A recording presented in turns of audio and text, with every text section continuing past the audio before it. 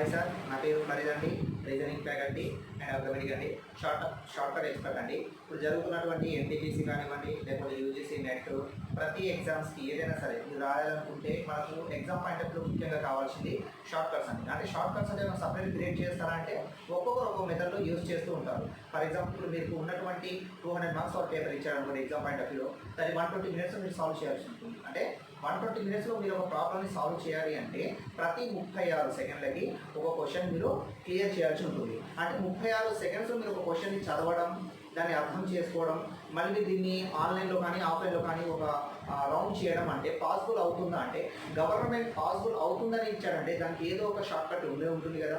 అంటే అలాంటివి ఉన్నట్టు అంటే మనం ఇప్పుడు ఎగ్జామ్ పాయింట్ ఆఫ్ స్కోర్ చేయాలంటే ఫస్ట్ షార్ట్ కట్స్ తెలుసుకోవాలి. షార్ట్ కట్స్ని ఎలా చేయగలము, అసలు మీకు exam point of A topics ఇస్తాడు ఫస్ట్ అది తెలుసుకోవాలండి మనం. దీనికోసం చాలామంది ఒక్కొక్క మెథడ్ యూజ్ చేస్తుంటారు. కానీ ఇప్పుడు నేను చెప్పబోయేటువంటి ప్రతి షార్ట్ కట్ కానివ్వండి, అంటే నేను ఏ టాపిక్ చెప్పినా సరే నా ఓన్ మెథడ్స్లో నేను క్రియేట్ చేసినటువంటి షార్ట్ కట్స్. నేను చెప్పే షార్ట్ కట్స్ మీకు ఎక్కడ దొరికినా, విన్నట్టు అనిపించినా, లేకపోతే మీరు ఎక్కడ చూసినట్టు అనిపిస్తే నాకు ఉన్నటువంటి యూట్యూబ్లో మీ కామెంట్స్ రూపంలో తెలపండి, మీ అకౌంట్కి 10,000 రూపాయలు పంపిస్తాను. అంటే ఇవి కేవలం నేను క్రియేట్ చేసినటువంటి షార్ట్ కట్స్ మాత్రం. ఓకేనండి. ఇప్పుడు నా యొక్క టీచింగ్ ఎక్స్పీరియన్స్ వచ్చేసి 9 సంవత్సరాలు అండి. ప్రజెంట్ నేను బీటెక్ కాలేజ్ వాటిలలో టీచింగ్ చేస్తున్నాను సిఆర్టీ ప్రోగ్రామ్గా. అంటే మనకి ఇప్పుడు ఎగ్జామ్ పాయింట్ ఆఫ్ వ్యూలో మనకు మెయిన్గా వచ్చేటువంటి టాపిక్స్ ఏమైనా ఉన్నాయంటే మీరు ఎప్పుడైనా అబ్జర్వ్ చేశారా? క్లాక్ నుంచి కంపల్సరీ ఇస్తాడు. ఎందుకు ఇస్తాడు దాని గురించి ముందు మాట్లాడు. నెక్స్ట్ క్యాలెండర్ ఇస్తాడు. ఎందుకు ఇస్తాడు అని నేను చెప్తాను. Clocks, calendars, blood relations, dice, syllogisms ఇవి కంపల్సరీగా ఇస్తాడు. అంటే మీరు IAS exam CSAT including IAS IPS రాసినా సరే సిశాట్ పేపర్ 2లో కూడా ఇవే టాపిక్స్ ఉంటాయి. నార్మల్ ఎగ్జామ్ మీరు అంటే నార్మల్ గ్రూప్ 4 లాంటి చిన్న చిన్న ఎగ్జామ్స్ రాసినా కూడా ఈ టాపిక్స్ కంపల్సరీ ఉంటాయి. మరి వీటికి ఎందుకు అంత ప్రత్యేకత ఉంటుంది భారతదేశంలో అంటే మీరు ఫస్ట్ వీటిని తెలుసుకోవాల్సింది తెలుసా? క్లాక్ని క్యాలెండర్ని క్రియేట్ చేసింది ఎవరంటే మన పూర్వీకులు, అంటే రోమన్స్, ఈజిప్షియన్స్ వీళ్ళు క్రియేట్ చేశారు. అందుకే మనం చదువుకునేటువంటి అకాడమిక్ బుక్స్లలో 1 to 3 నెంబర్స్ ఉంటాయి. ఏముంటాయి? రోమన్ వాల్యూస్ ఉంటాయి. అంటే మన చరిత్రను తెలిపేటువంటి టాపిక్స్ ఉన్నాయి కనుక వీటిని మనకి ఎగ్జామ్ పాయింట్ ఆఫ్ వ్యూలో అడగడం జరుగుతుంది. సో ఓకేనా. ఈరోజు మన టాపిక్ క్యాలెండర్ గురించి ఒకసారి డిస్కస్ చేద్దామండి. ఈరోజు క్యాలెండర్ అంటే భారతదేశంలో ఎన్ని రకాల క్యాలెండర్స్ యూజ్ చేస్తున్నారు అసలు ఆ విషయం తెలుసుకుందాం. ఓకేనండి. అంటే అసలు భారతదేశంలో ఎన్ని రకాలైనటువంటి క్యాలెండర్స్ ఉన్నాయంటే 5 రకాల క్యాలెండర్స్ ఉన్నాయి. ఈ విషయం ఒకటి తెలుసా? 5 రకాల క్యాలెండర్స్ భారతదేశంలో యూజ్ చేస్తారు. వాటి పేర్లు ఏంటి మరి? ఒకటి ప్రపంచవ్యాప్తంగా ఉపయోగిస్తున్నటువంటి క్యాలెండర్, అంటే వరల్డ్ మొత్తం కంట్రీలో మీరు ఎక్కడైనా వెళ్ళినా సరే ఒకే ఒక క్యాలెండర్ కనిపిస్తుంది.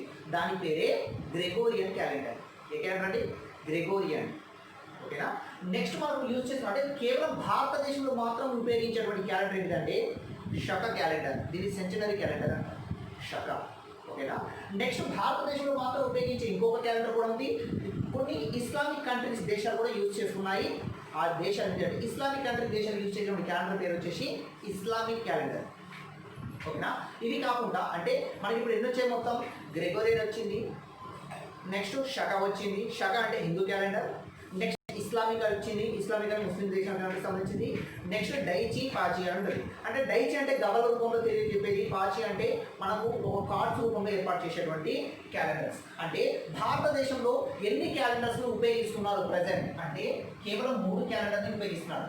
మిగతా 2 క్యాలెండర్ని భారతదేశం తిరస్కరించింది. ఎందుకంటే డైచి, పాచి అనేది అంటే కార్డ్స్ రూపంలో ఉన్నది, గవల రూపంలో ఉన్నది, ఇది జూదం పరంగా ఉంది కనుక భారతదేశం దీన్ని తిరస్కరించింది. ఇప్పుడు మొత్తం ఎన్ని అమల్లో ఉన్నాయి? 3 అమల్లో ఉన్నాయి. ఒకటి ఏంటంటే గ్రెగోరియన్ క్యాలెండర్, ఒకటి ఏంటిది?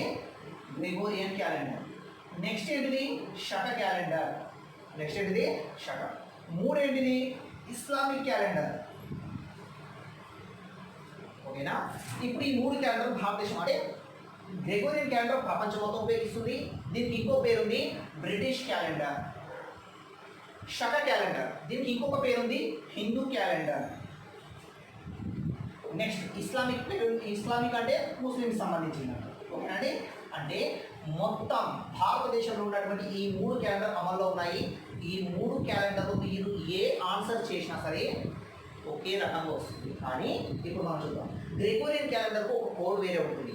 అంటే కోడ్ అంటే 12 మంత్స్ ఉంటాయి, సంవత్సరానికి 12 నెలలు ఉంటాయి. 12 నెలలకు ఒక కోడ్ ఇస్తారండి. ఆ కోడ్ వచ్చేసి 12 2 0 5 2 0 6 2 12 2 + 2. దీనికి 0 శనివారం అవుతుంది. నెక్స్ట్ శక క్యాలెండర్. శక క్యాలెండర్ అంటే 0 3 3 6 614625035 దీనికి 0 ఆదివారం అవుతుంది. దీనికి ఇస్లామిక్ క్యాలెండర్ 1439 చాంద్ర మొహర్రం నుంచి స్టార్ట్ అవుతుంది. ఓకేనా అండి, ఇది ఇస్లామిక్ క్యాలెండర్. దీన్ని మూన్ బేస్ చేసుకొని దీన్ని చెప్పడం జరుగుతుంది. ఈ 3 క్యాలెండర్లో మీరు ఏది ఆన్సర్ తీసుకున్నా, అంటే మీకు ఏ ఆన్సర్ చేయాలన్నా ఈ 3 క్యాలెండర్లో ఏది చేసినా సరే ఆన్సర్ ఈక్వల్గా వస్తుంది. ఓకేనా అండి, మనకు చాలా మందికి ఉన్నటువంటి క్వశ్చన్స్ అంటే వీటిని ఎలా సాల్వ్ చేయాలి ఫస్ట్ ఎగ్జామ్ పాయింట్స్లో ఒకసారి మనం చూసుకుందాం. ఓకేనా అండి, సో ఇప్పుడు క్యాలెండర్ గురించి ఎక్స్ప్లెనేషన్ తెలుసుకుందాం. క్యాలెండర్ ఎలా పుట్టింది అసలు ఫస్ట్ మనకు కావాల్సింది ఇది, ఎలా పుట్టింది దాని యొక్క చరిత్ర దగ్గర చూస్తే మీకు షార్ట్ కట్స్ ఈజీ అవుతుంది. మొత్తం క్యాలెండర్లో 13 మోడల్స్ ఉంటాయి. మొత్తం 13 మోడల్స్ ఉంటాయి. ఈ 13 మోడల్స్ నేర్చుకుంటే మీరు ఇంకేమైనా చేయొచ్చు. ఫర్ ఎగ్జాంపుల్ ఉదాహరణ మీకు చెప్తున్నా అండి, మీ దాంట్లో నాకు ఎవరన్నా మీ యొక్క డేట్ ఆఫ్ బర్త్ నాకు ఇచ్చారనుకోండి. ఫర్ ఎగ్జాంపుల్ మీరు ఎప్పుడు పుట్టారు, ఏ రోజున పుట్టారు, మీ లక్కీ నెంబర్ ఏంటిది, మీరు ఎవరిని పెళ్లి చేసుకోవాలి, ఈ యొక్క పుట్టు పూర్వత్రాలు మొత్తం క్లారిటీగా నేను మీకు ఇస్తానండి. ఓకేనా, అది మీకు ఇవ్వడం కాదు, అసలు మీరు కూడా దీన్ని ఎలా చేయవచ్చు అనేది ఇప్పుడు నేను మీకు చూపిస్తాను. ఓకేనా, అంటే ఫర్ ఎగ్జాంపుల్ ఇప్పుడు మనం చూస్తున్నాం. ఉదాహరణకి ఇప్పుడు మనకు క్యాలెండర్ మీరు అనుకునే విధంగా సంవత్సరానికి ఎన్ని నెలలు అనుకుంటున్నారు, 12 నెలలు అనుకుంటున్నారు. వాస్తవంగా క్యాలెండర్ అనేది 12 నెలలు కాదు, 10 నెలల క్యాలెండర్ మాత్రమే రూపొందించారు. ఎవరది, ఫస్ట్ స్టార్టింగ్లో ఈజిప్షియన్స్ వాళ్ళు రూపొందించారు. ఎవరది, ఈజిప్షియన్స్ యొక్క కాలంలో క్యాలెండర్ ఎన్ని నెలలు ఉండే అంటే కేవలం 10 నెలల క్యాలెండర్ మాత్రమే ఉండేది. ఎవరి హయాంలో, ఈజిప్షియన్స్ యొక్క హయాంలో. ఈజిప్షియన్స్ యొక్క హయాంలో ఎంత ఉండేది అన్నట్టు 10 నెలల క్యాలెండరే. అంటే మార్చిలో స్టార్ట్ అయ్యేది, డిసెంబర్లో ఎండ్ అయ్యేది. క్యాలెండర్ మార్చిలో స్టార్ట్ అయ్యేది, డిసెంబర్లో ఎండ్ అయ్యేది. మొత్తం 305 రోజులు మాత్రమే ఉండేది ఈ క్యాలెండర్లో. కానీ ఇప్పుడు ఎన్ని ఉన్నాయి, 12 నెలలు ఉన్నాయి. మరి మిగతా 2 నెలలు ఎక్కడికి వెళ్ళాయి, మిగతా 60 రోజులు ఎక్కడికి వెళ్ళాయి అనేది ఇప్పుడు మనం చూద్దాం. ఓకేనా, సో ఈజిప్షియన్స్ తర్వాత నెక్స్ట్ వచ్చినటువంటి రాజులు ఎవరంటే రోమన్స్. నెక్స్ట్ వచ్చిన రాజులు అంటే రోమన్స్ యొక్క నెక్స్ట్ వచ్చిన రాజు పేరు అంటే రోమన్స్. ఈ రోమన్స్ యొక్క కాలంలో ఏమైందంటే దీంట్లో ఒక రాజు ఉన్నాడు. అంటే ఈజిప్షియన్స్ రూపొందించిన క్యాలెండర్ మార్చిలో స్టార్ట్ అయింది, డిసెంబర్లో ఎండ్ అయింది. మొత్తం 360 రోజులు. ఈజిప్షియన్ రాజు అంతరించిన తర్వాత నెక్స్ట్ వచ్చిన వ్యక్తులు అంటే రోమన్స్ యొక్క రాజు పేరు ఏంటంటే రెండో రాజు. ఆ రెండో రాజు పేరు నోమా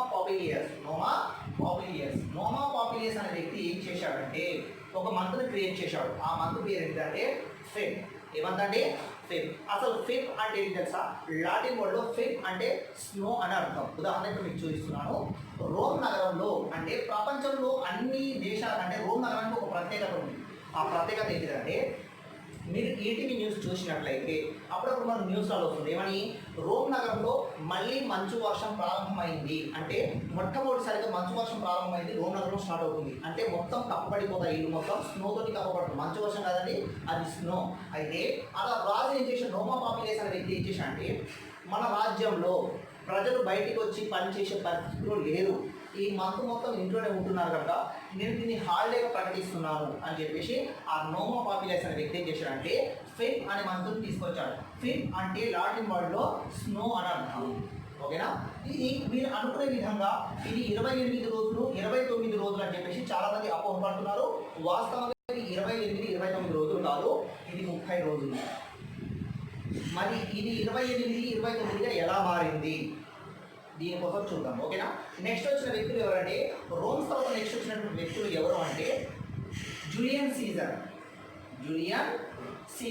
ఈ జూలియన్ సీజర్ యొక్క నెక్స్ట్ వచ్చిన రాజు అంటే రోమ్స్ తర్వాత వచ్చిన నెక్స్ట్ రాజు ఎవరంటే జూలియన్ సీజర్. ఈ జూలియన్ సీజర్ అనే వ్యక్తి ఏం చేశాడంటే ఈ రాజు యొక్క భార్య, ఆమె పేరు జూలియన్ అసెంజర్. ఆమె పేరు ఏంటంటే జూలియన్ అసెంజర్. అయితే ఈమె క్యాన్సర్ రోగంతోనే బాధపడుతూ ఉంటుంది. ఏ రోగంతోనండి, క్యాన్సర్ రోగం. అయితే తను ఏం చేసిందంటే జూలియన్ అసెంజర్ అనే వ్యక్తి ఆమె రాజుతో ఒక మాట తీసుకుంటుంది. ఏమంటే నేను చనిపోతున్నాను కదా, నేను చనిపోయినప్పటి నుంచి ప్రపంచం అంతరించిపోయేంత వరకు ప్రపంచంలో పుట్టిన ప్రతి వ్యక్తి నా పేరు తలుచుకోవాలని ఆమె రాజు దగ్గర మాట తీసుకుంటుంది. అప్పుడు ఆ రాజు ఏం చేస్తారంటే జూలియన్ అసెంజర్ నుంచి ఆమె పేరు నుంచి జాను అని తీసుకుంటాడు. ఏమని తీసుకుంటాడు, జాను అని తీసుకుంటాడు. తీసుకొని ఒక జనవరి మంత్ని క్రియేట్ చేశాడు. అది కూడా 30 రోజులు మాత్రమే. ఇది కూడా 30 రోజులు మాత్రమే. మరి ఇది 31గా ఎలా మారింది? ఓకేనా అండి, ఇవన్నీ డౌట్స్ క్లారిఫై చేసుకుంటారో మనం వెళ్దాం. ఓకేనా, అయితే ఈమె నేను ఇంకో మాట చెప్పాను. ఏమని, ఇక్కడ జూలియన్ అసెంజర్ అని చెప్పాను. జూలియన్ అసెంజర్ పేరుని ఎవరు తీసుకున్నాడు, జాను. పాపం ఇది ఏ రోగంతో బాధపడుతుంది, క్యాన్సర్. ఏ ఏ రోగంతో? క్యాన్సర్. అసలు మీకు తెలవని విషయం తెలుసా, సైన్స్లో ఎక్కడ కూడా క్యాన్సర్ అనే పదం లేదు. అసలు ఇది రోగమే కాదు, దీనికి ట్రీట్మెంట్ ఉంది. ఓకేనా? సైన్స్లో ఎక్కడ కూడా హార్ట్ అటాక్ అనే పదం లేదు. అసలు ఇది రోగమే కాదు, దీనికి ట్రీట్మెంట్ ఉంది. సైన్స్లో ఎక్కడ కూడా ఎయిడ్స్ అనే పదం లేదు. అసలు ఇది రోగమే కాదు, దీనికి ట్రీట్మెంట్ ఉంది. ఫర్ ఎగ్జాంపుల్ నేను చూస్తాను, క్యాన్సర్. క్యాన్సర్ అంటే మీరు అన్ని రకరకాలుగా అనుకుంటున్నాను. క్యాన్సర్ అంటే సింపుల్ లాంగ్వేజ్ చెప్పండి. దీనికి ట్రీట్మెంట్ ఉంది. 2017 డిసెంబర్ 9వ తేదీన, డిసెంబర్ 10 అనుకోండి, 9 కాదు 10వ తేదీన ఒక వ్యక్తికి నోబెల్ ప్రైజ్ లభించింది. దేనికి అంటే క్యాన్సర్ మందు కనుక్కున్నందుకు ఆ వ్యక్తికి నోబెల్ ప్రైజ్ ఇచ్చారు. ఓకేనా అండి? అతను ఎవరు అంటే యుహాన్. ఎవరది? వుహాన్ కాదు, యుహాన్. ఆ వ్యక్తికి ఎందుకు వచ్చింది అంటే 2017 డిసెంబర్ 10వ తేదీన అతనికి క్యాన్సర్ మందు కనుక్కున్నందుకు అతనికి నోబెల్ ప్రైజ్ ఇచ్చారు. ప్రపంచంలో అత్యున్నతమైనటువంటి ప్రైజ్ ఏది అంటే నోబెల్ ప్రైజ్. అతనికి నోబెల్ ప్రైజ్ లభించింది. అసలు ఎలా కనుక్కున్నా అంటే క్యాన్సర్ అంటే మనకు కనబడే గాయాలకు మందు ఉంటుంది, కనబడని గాయాలకు మందు ఉంటుంది. ఫర్ ఎగ్జాంపుల్ నాకు దెబ్బ తాకింది, ఇక్కడ నేను ఆయింట్మెంట్ పెట్టుకోను. సో ఇక్కడ ఆయింట్మెంట్ పెట్టడం వల్ల లేకపోతే ట్రీట్మెంట్ చేయడం వల్ల ఇక్కడ ఉన్నటువంటి పుండు కానీ గాయం కానీ మారిపోతుంది. ఓకేనండి? అదే పుండు నా పేగులకు లోపటైంది అనుకోండి, లోపటైతే ఆ పుండుకి నేను లోపట అంటే ఆయింట్మెంట్ పెట్టలేను, దానికి ట్రీట్మెంట్ కూడా చేయలేను. అంటే కనపడే గాయాలకు మందు ఉంటుంది, కనపడని గాయాలకు మందు ఉండదు. ఏ గాయానికైతే మీరు మందు పెట్టడానికి వీలు లేకుంటుందో దాన్ని క్యాన్సర్ అంటారు. Simple language. ఓకేనా? ఆ వ్యక్తి చేసినటువంటి ట్రీట్మెంట్ ఏంటంటే అసలు క్యాన్సర్ ట్రీట్మెంట్ ఏం తెలుసా, సంవత్సరం మొత్తంలో 365 రోజులు ఉంటే 365 రోజులు ఉంటే మొత్తంలో దీంట్లో కనీసం మొత్తం సంవత్సరం మొత్తంలో ఏ వ్యక్తి అయితే 24 నుంచి 30 రోజుల పాటు 24 రోజులు పక్క 30 రోజులు సరిపోతుంది. ఓకేనా? సంవత్సరం మొత్తంలో 365 రోజుల్లో 24 నుంచి 30 రోజులు పోతుంటారు. ఓకేనా? 24 నుంచి 30 రోజుల పాటు రోజుకి మినిమం 12 నుండి 14 గంటల పాటు ఏ వ్యక్తి అయితే ఉపవాసం ఉంటాడో ఆ వ్యక్తికి క్యాన్సర్ రాదు అని చెప్పేసి నోబెల్ ప్రైజ్ చేసిన వాళ్ళు.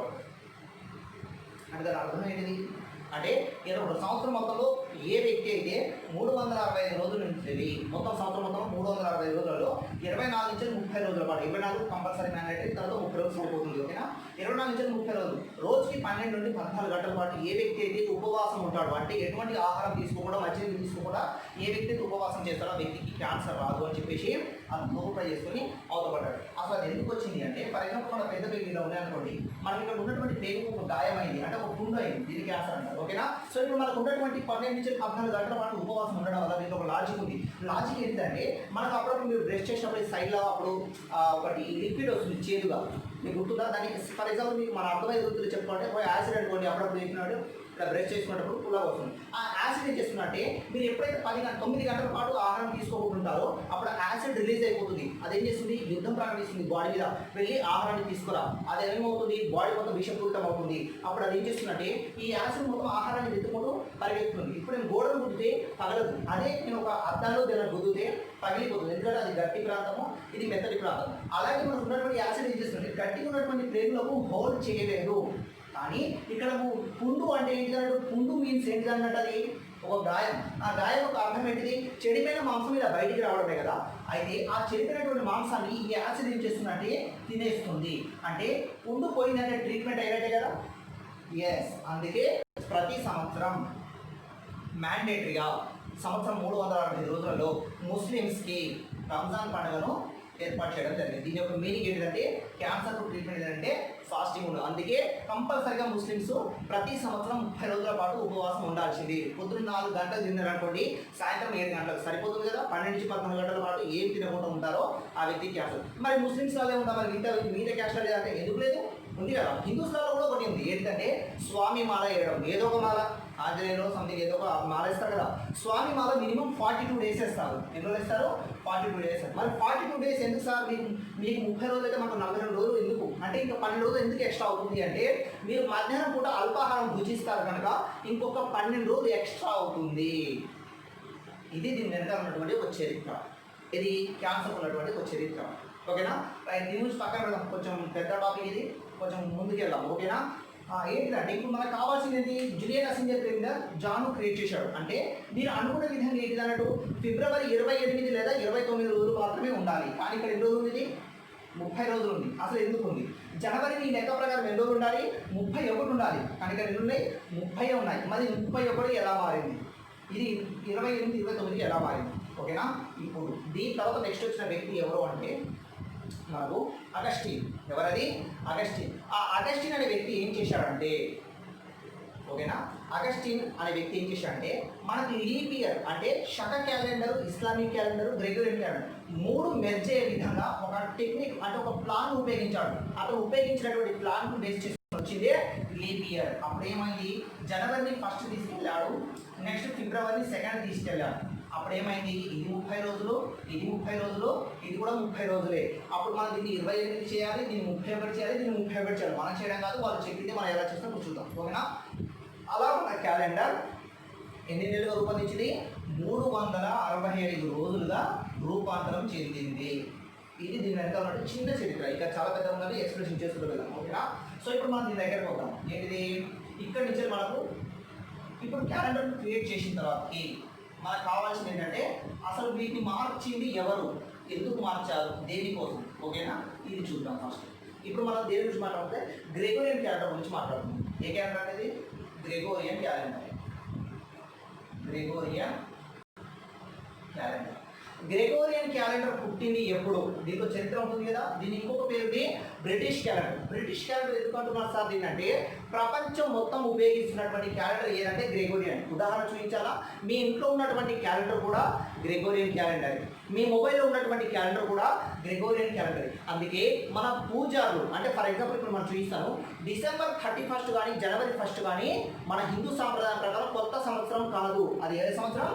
బ్రిటిష్. ఇది అంటే బ్రిటిష్ లెక్కల ప్రకారం వాళ్ళు December 31 ఫస్ట్ చేసుకుంటారు. అంతే తప్ప హిందూస్ ఎవరు కూడా దాన్ని కొత్త సంవత్సరంగా పరిగణింపరు. అలాగే ముస్లిమ్స్ ఎవరు కూడా January 1ని కొత్త సంవత్సరంగా లెక్కలోకి తీసుకోరు.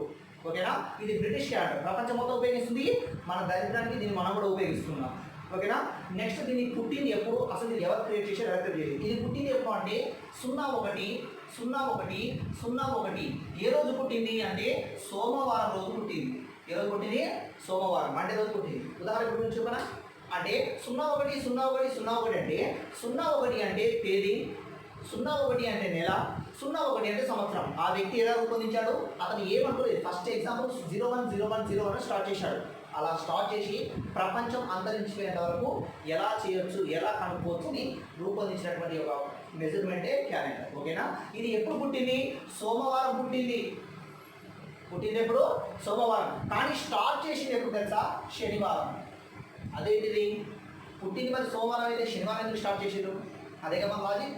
దీంట్లో కొంచెం ముందుకు వెళ్ళిన తర్వాత మీరు చెప్పుకోండి. ఓకేనా. ఇది పుట్టింది మాత్రం సోమవారం. ఇది 2016 మన జరిగినటువంటి ఎస్ఐ కానిస్టేబుల్ ఎగ్జామ్లలో ప్రీవియస్ అడిగినటువంటి క్వశ్చన్ ఒకటి. ఏమని, గ్రెగోరియన్ క్యాలెండర్ పుట్టింది ఎప్పుడు? సోమవారం. కానీ వీళ్ళు చిన్న లాజిక్ మర్చిపోయారు. పుట్టింది మాత్రం సోమవారం, స్టార్ట్ చేసింది మాత్రం శనివారం. పుట్టింది మాత్రం సోమవారం, స్టార్ట్ చేసింది ఎప్పుడు? శనివారం. చాలామంది శనివారం చూస్ చేసుకున్నారు. ఎందుకంటే 12 2 0 5 2 0 6 2 12 2 0 శనివారం స్టార్ట్ అవుతుంది కదా, అలా అని చెప్పేసి వాళ్ళు శనివారం తీసుకున్నారు. కానీ వాస్తవం ఆన్సర్ ఏంటంటే సోమవారం. ఎందుకంటే పుట్టింది సోమవారం అండ్ దాన్ని స్టార్ట్ చేసింది ఎప్పుడు?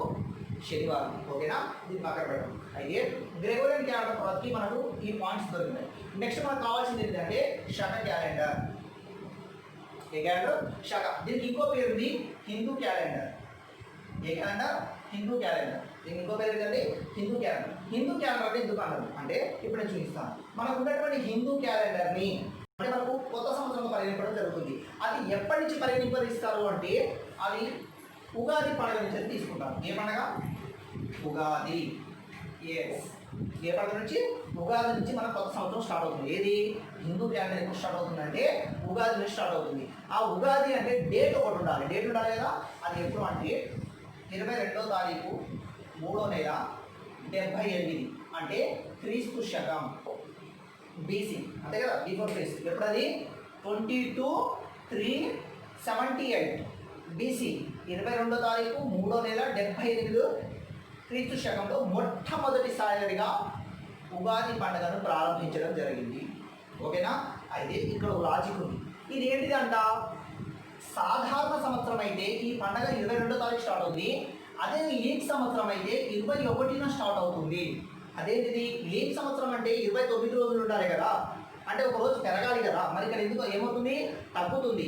ఇక్కడ సాధారణ సంవత్సరం అంటే తగ్గాలి కదా, కానీ ఇక్కడ ఏమవుతుంది? పెరుగుతుంది. అంటే లీప్ సంవత్సరం అంటే పెరగాల్సిన దుక్కులు ఏమవుతుంది, తగ్గుతుంది, తగ్గాల్సిన దుక్కులు ఏమవుతుంది, పెరుగుతుంది.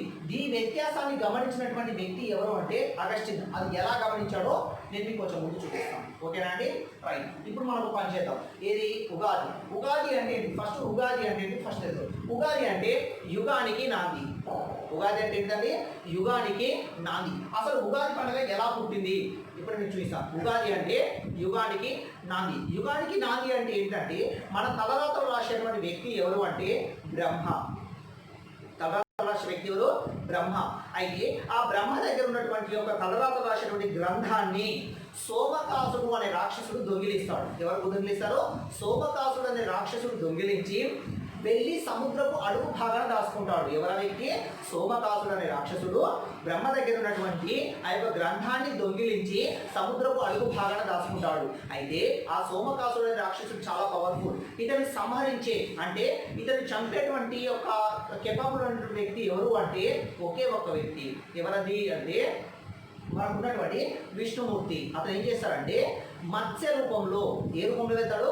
మత్స్య రూపం అంటే చేప రూపంలో వెళ్ళి అక్కడ ఉన్నటువంటి సోమకాసుని రాక్షసుని సంహరించి ఆ గ్రంథాన్ని తీసుకొచ్చి మళ్ళీ బ్రహ్మకు ఇచ్చేటువంటి రోజున ఏమంటారంటే శ్రావణ పంచమం చేయిస్తున్నాం అంటారు. ఓకేనా అండి? అందుకే ఉగాది. ఉగాది అంటే యుగానికి నాంది పలుకుతుంది కనుక ఆ రోజు మాత్రమే మనం జాతకాలు చూసుకోవడం కానీ లేదా పంచాంగ శ్రవణం చేయించడం కానీ లేకపోతే మన కొత్త సంవత్సరాన్ని ప్రారంభించడం అక్కడ నుండి జరుగుతుంది. ఓకేనా? ఇది పుట్టింది ఎప్పుడు? 22వ తారీఖు. మొట్టమొదటిసారి పుట్టింది ఎప్పుడు? 22వ తారీఖు. లీప్ సంవత్సరం అయితే 21, సాధారణ సంవత్సరం అయితే 22. ఓకేనా? పుట్టింది ఎప్పుడు? 3వ నెల. మార్చ్ అంటే 3 కదా. ఫస్ట్ స్టార్టింగ్ ఏముండే? మార్చ్లో స్టార్ట్ అయ్యేది, డిసెంబర్లో ఎండ్ అయ్యేది, అంతే కదా. అయితే దీన్ని సెట్ చేసిన వ్యక్తి ఎవరు? అగస్టిన్. ఆ అగస్టిన్ వ్యక్తి ఏం చేశాడు? జనవరిని ఫస్ట్ తీసుకొచ్చాడు, ఫిబ్రవరిని సెకండ్ తీసుకొచ్చాడు. అప్పుడు మార్చ్ అనేది 3వ నెలగా రూపాంతరం చెందింది. అందుకే మార్చ్ నెల. ఉగాది మొట్టమొదటిసారిగా పుట్టింది ఎప్పుడు అంటే భారతదేశంలో 22వ తారీఖున మార్చి నెలలో ఉగాది పండుగను ప్రారంభించడం జరిగింది. అందుకే ఉగాది పండుగ ఎప్పుడు మార్చిలోనే వస్తుంది. ఓకేనా? దీని తర్వాత ఏంటంటే 78 అంటే మనకు ఉన్నటువంటి బ్రిటిష్ క్యాలెండర్ పుట్టినటువంటి 78 సంవత్సరాల తర్వాత మన యొక్క శత క్యాలెండర్ పుట్టడం జరిగింది. ఓకేనా అండి? ఇంతవరకు అయితే క్లోజ్ కదా. రైట్. నెక్స్ట్ దీని తర్వాత మనం చేయాల్సింది ఏంటంటే ఉగాది తర్వాత ఇస్లామిక్ క్యాలెండర్. ఏ క్యాలెండర్ అండి? Islamic calendar. ఇస్లామిక్ క్యాలెండర్ పుట్టింది ఎప్పుడు? ఓకేనా? ఇస్లామిక్ క్యాలెండర్ పుట్టింది ఎప్పుడు అంటే 1439 చాంద్ర అంటే నెలవంక, మొహర్రం. ఎప్పటి నుంచి? మొహర్రం నుంచి ఇది స్టార్ట్ అవుతుంది. అంటే నెలవంకను బేస్ చేసుకుని ఈ యొక్క క్యాలెండర్ రూపొందించడం జరిగింది. ఏది? 1439 చాంద్ర అంటే నెలవంక ఆగమనం. ఎప్పటి నుంచి ఏ రోజు స్టార్ట్ అవుతుంది? మొహర్రం నుంచి స్టార్ట్ అవుతుంది. ఓకేనా? ఇందులో ఇప్పుడు మీరు ఆన్సర్ ఇందులో చేసినా, గ్రెగోరియన్లో చేసినా, లేదంటే షటర్లో చేసినా, లేదంటే ఇస్లామిక్ క్యాలెండర్ చేసినా, మీరు ఎందులో చేసినా సరే ఆన్సర్ వచ్చేస్తుంది. ఓకేనండి? దీని తర్వాత మనకు కావాల్సింది కొంచెం ముందుకెళ్దాం. ఏంటిది అంటే మనకు ఉన్నటువంటి ఆదివారం. ఏది? ఇప్పుడు మీరు ఈ గ్రెగోరియన్ క్యాలెండర్ తీసుకున్నా సరే ఎప్పుడు స్టార్ట్ అవుతుందంటే 0 ఆదివారం నుంచి స్టార్ట్, 0 శనివారం అని ఇట్లా కౌంట్ చేస్తారు. ఓకేనా? అయితే ఇది పుట్టింది స్టార్ట్ చేసింది ఎప్పుడు ఇది అంటే ఏ రోజు? శనివారం. ఇది ఎవరు? 0 శనివారం. మరి ఇది 22వ తారీఖు 3వ నెల 78 అంటే ఏమవుతుంది తెలుసా? ఇది ఆదివారం అవుతుంది. ఆ రోజు ఏ వారం అవుతుంది? ఆదివారం అవుతుంది. అంటే హిందూ సాంప్రదాయంలో ముఖ్యమైనటువంటి రోజు ఏంటిది? మంచి రోజు అంటే ఆదివారం అని అర్థం. ఏ వారం అని అర్థం? ఆదివారం మంచి రోజు అని అర్థం. బ్రిటిష్ క్యాలెండర్ ప్రకారం ఏ రోజు మంచిదని అర్థం? సోమవారం లేదా శనివారం మంచిదని అర్థం. ఓకేనా? మరి ముస్లిమ్స్ ప్రకారం ఏ రోజు అని అర్థం? 1439 మొహర్రం అంటే చాంద్రాద్ అంటే ఎలా లెక్క కడతారు సార్ అంటే శుక్రవారం రోజున, ఫ్రైడే. అందుకే ప్రతి శుక్రవారం రోజున మసీద్కి అందరూ కంపల్సరీగా అటెండ్ అవ్వడం జరుగుతుంది. అదొక ఫెస్టివల్ మాదిరిగా ఏర్పాటు చేయడం జరుగుతుంది. ఓకేనా? మరి మీరు హిందూ సాంప్రదాయం ప్రకారం మీరు ఒక ఫెస్టివల్ మాదిరి ఏర్పాటు చేయాలి అంటే 22వ తారీఖు ఏమవుతుందంటే ఆదివారం అవుతుంది. అంటే అందుకే దాని కోడ్ ఏంటంటే 033614625 035 దానికి 0 ఆదివారం అవుతుంది. ఓకేనా? అంటే హిందూ సాంప్రదాయం పుట్టింది ఏ రోజు? ఆదివారం రోజు. అంటే అసలు ఆదివారం రోజు మీరు ఉన్నటువంటి మంచి రోజును వదిలిపెట్టి మీరు ఏదేదో కౌంట్ చేస్తూ ఉంటారు. వాస్తవం చెప్పాలంటే హిందూ సాంప్రదాయం పుట్టిందే ఆదివారం రోజున. ఓకేనా? మీ మంచి రోజు ఏమైనా ఉంది అంటే ఆదివారం రోజు మాత్రమే ఉంది. అయితే అసలు ఆదివారం ఎందుకు వచ్చింది? మరి ముందు మీరు చెప్పారు కదా క్యాలెండర్లో స్టార్టింగ్ శనివారం నుంచి స్టార్ట్ అవుతుందని. ఇప్పుడు మీరు చూసారా మనకు ఉన్నటువంటి బ్రిటిష్ క్యాలెండర్ అంటే మన ఇంట్లో ఉన్నటువంటి క్యాలెండర్ కానివ్వండి లేకపోతే మొబైల్ ఉన్న క్యాలెండర్ అనేది శనివారం లేదా సోమవారం నుంచి స్టార్ట్ అవుతుంది. శనివారం నుంచి స్టార్ట్ అవుతుంది. మరి మంచి రోజు హాలిడే ఏంటిది? ఆదివారం హాలిడే అంటారు. అసలు వాస్తవంగా ఆదివారం మనం ఉన్నటువంటి క్యాలెండర్లో ఆదివారం హాలిడే లేదు. ఈ విషయం తెలుసా మీకు? 1888లో 1882లో భారతదేశంలో 1918 సంథింగ్ 19 సంథింగ్ కొంచెం కన్ఫ్యూజన్ అంటే చూద్దాం. ఓకేనా? 1900 అనుకుంటా 1922 మొట్టమొదటిసారిగా అంటే భారతదేశంలో ఆదివారం హాలిడే రావడానికి ఒక వ్యక్తి తన ప్రాణాన్ని త్యాగం చేశాడు. ఆ వ్యక్తి ఎవరు తెలుసా? నారాయణ మేఘాజీ లోఖండే. నారాయణ మేఘాజీ లోఖండే అనే వ్యక్తి భారతదేశంలో శనివారం అనే హాలిడే ఉంటే ఆ శనివారం అనే హాలిడేని తొలగించి ఆదివారం హాలిడే తీసుకురావడానికి తన ప్రాణత్యాగాన్ని చేశాడు. ఆ వ్యక్తి ఎవరంటే నారాయణ మేఘాజీ లోఖండే. ఇప్పటికీ కూడా మనం పోస్ట్ ఆఫీస్కి వెళ్తే అతని పేరు మీద పోస్టల్ అంటే 50 పైసా స్టాంప్ ఇప్పటికీ కూడా నారాయణ మేఘాజీ లోఖండే అతని యొక్క ఫోటో తోటి ఒక స్టాంప్ లభిస్తుంది. అంటే ఎందుకు లభిస్తుంది అంటే అతను ఒక చరిత్ర సృష్టించాడు. ఏమని? భారతదేశంలో శనివారం హాలిడే ఉంటే శనివారం హాలిడేని తొలగించి ఆదివారం హాలిడే తీసుకురావడం గల ముఖ్యమైన వ్యక్తి ఎవరంటే నారాయణ మేఘాజీ లోఖండే. ఎలా తీసుకొచ్చారంటే బ్రిటిష్ వాళ్ళని పోరాటం చేశాడు. ఏమని? మా భారతదేశం యొక్క సాంప్రదాయం పుట్టింది ఆదివారం రోజు కనుక మా యొక్క సాంప్రదాయం లెక్క ప్రకారం మేము ఒక వారంలో ఒక రోజు ఉపవాసం ఉండడం జరుగుతుంది. వారంలో ఒక రోజు ఉపవాసం ఉండాలి. హిందూ సాంప్రదాయం ప్రకారం అదే కదండి. వారంలో ఎన్నో రోజులు ఉపవాసం ఉండాలి? ఒక రోజు ఉండాలి. సంవత్సరం మొత్తం ఎన్నో రోజులు ఉండాలి? 42. అంటే 30 రోజులు అయితే ముస్లిమ్స్, 42 రోజులు అయితే హిందూస్ ఉండాలి. ఎందుకో చెప్పడానికి క్యాన్సర్ ఓవర్ ట్రీట్మెంట్. మరి వారంలో ఒక రోజు ఎందుకు ఉండాలి అంటే ఫర్ ఎగ్జాంపుల్ మనం ఒక ఫ్యాన్ వేసి ఇలాగే నడిపించబడుతుంది.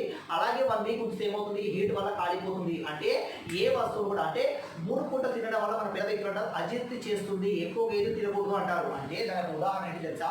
మనకు ఉన్నటువంటి ఒక ఆహారం తీసుకునే అలవాట్లలో మాంసకృతులు మీరు తీసుకున్నట్లయితే అంటే అది డైజెషన్ అవ్వడానికి 72 గంటలు పడుతుంది. ఎంత పడుతుంది? 72 గంటలు పడుతుంది. అంటే ఈ రోజు తిన్నటువంటి మాంసం డైజెషన్ అవ్వడానికి ఈ రోజు కాదు, రేపు కాదు, ఎల్లుండి కాదు, ఆవుల నుండి డైజెషన్ అవుతుంది. ఓకేనా? మీరు తీసుకున్నటువంటి ఆహారంలో ఏమైనా విషపూరితమైనటువంటి బ్యాక్టీరియా ఫర్ ఎగ్జాంపుల్ ఏంటంటే మనకి ఇక్కడ ఉన్నటువంటి ఏ జంతువులు అయితే బ్లడ్ క్లాట్ అవుతుందో అంటే రక్తం సరిగ్గా బయటికి ప్రసరణ కాకుండా ఏ జంతువులు అయితే మీరు చంపుతారో ఎక్కడైతే ఆ జంతువు లోపల ఆ బ్లడ్ అంటే అలాగే ఆవిరైపోతుంది అంటే అలాగే ఆగిపోతుందో ఎక్కడైతే ఆ చనిపోయినటువంటి రక్తం ఉంటుందో అక్కడ బ్యాక్టీరియా ఫామ్ అవుతుంది. అక్కడ ఏమవుతుంది?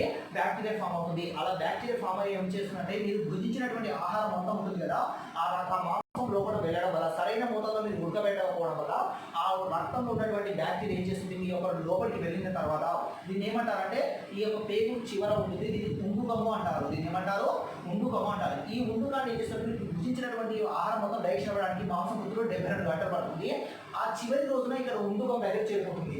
అప్పుడు ఆ బ్యాక్టీరియా ఏం చేస్తుందంటే ఈ చిన్నగా ఉన్నటువంటి పేగు పైన లాస్ట్ ఇదే కదా ఎండింగ్ మీరు ఇక్కడికి వచ్చి చేసుకుంటే ఆ పేగు పైన అటాక్ చేస్తుంది బ్యాక్టీరియా. దానికి వెళ్ళడానికి ఇంకా సోర్స్ లేదు కదా, అటాక్ చేస్తుంది. అప్పుడు ఏమవుతుందంటే మీరు చాలా మన పురాణం అంటే మన పూర్వీకులు చెప్తూ ఉంటారు. నాకు కూడా చాలాసార్లు జరిగింది. ఏం తెలుసా? మనకి ఇలా ఉన్నటువంటి పేగు ఇలాగ లావుగా మారుతుంది. సన్నగా ఉండాల్సినటువంటి పేగు లావుగా మారుతుంది. దీన్ని ఏమంటారంటే జట్ట అంటారు. జట్ట అంటే ఉదాహరణ చెప్పాలంటే అప్పుడప్పుడు మీరు ఎప్పుడన్నా మీకు కొంతమంది తెలుసుకుంటే అడగండి. జట్ట అంటే ఏళ్ళు ఉన్న పరంగా ఇలా వాస్తాయి. ఇంత లావుగా వాచి ఏమవుతుందంటే అది ఒంగదు, ఇరగదు, ఏం కాదు, చాలా దుర్గగా అనిపిస్తుంది, చాలా లావుగా మారిపోతుంది. దాన్ని ఏమంటారంటే జట్ట అంటారు. ఈ యొక్క జట్ట పేరే అంటే బ్యాక్టీరియా అటాక్ చేసినటువంటి యొక్క లాస్ట్ ఉండుకాన్ని ఏమంటారంటే ఆ యొక్క జట్టను తెలుగులో అంటారు. దాని పేరే ఇంగ్లీష్లో అపెండిక్స్ ప్రాబ్లం అంటున్నారు. జస్ట్ సింపుల్ అది ఏం లేదు ఇంకా. ఓకేనా? ఈ జట్టను ఏమంటున్నారు? మనం అపెండిక్స్ ప్రాబ్లం అంటున్నాం. అంటే ఈ ఉన్నటువంటి 72 గంటలు పట్టడానికి సమయం పడుతుంది కదా, మీరు గమనించారు కదా ఎంత పడుతుంది? మాంసం డైజెషన్ అవ్వడానికి 72 గంటలు పడుతుంది. అయితే మన హిందూ సాంప్రదాయ ప్రకారం ఏమవుతుందంటే ఒకరోజు ఉపవాసం ఉండడం వల్ల ఆ లోపల పేరుకుపోయినటువంటి చెత్త చెదరం మొత్తం క్లీన్ అయిపోతుంది. యాసిడ్ క్లీన్ చేస్తుంది కదా, ఆహారం లభించకపోతే క్లీన్ చేస్తుందని చెప్పాను కదా, అలా క్లీన్ చేసి మళ్ళీ రెడీగా పెడుతుంది. అయితే మరి మీరు ఉపవాసం ఉన్నప్పుడు మీరు నార్మల్గా ఉన్నప్పుడు ఉన్నంత ఎనర్జీ ఉపవాసం ఉన్నప్పుడు ఉంటుందా? ఉండదు. ఎందుకు ఉండదు అంటే మనం ఆల్రెడీ అలసిపోతాం. మన లోపల ఉన్నటువంటి ఆహారం ఏమీ లేకపోవడం వల్ల ఎనర్జీ అనేది కొంచెం తగ్గిపోతుంది. అది వాస్తవమే కదా. అయితే ఇప్పుడు ఏమవుతుంది, ఆ నారాయణ మేఘాజీ లోఖండ్ అనే వ్యక్తి ఏం చేసినట్టే భారతదేశంలో ఆదివారం రోజున, మా హిందూ సాంప్రదాయం పుట్టింది ఆదివారం రోజు, అందుకే మేము ఆదివారం రోజున ఉపవాసం ఉంటాము. సో దయచేసి మాకు భారతదేశంలో శనివారం సెలవు తీసేసి ఆదివారం హాలిడే ఇవ్వండి.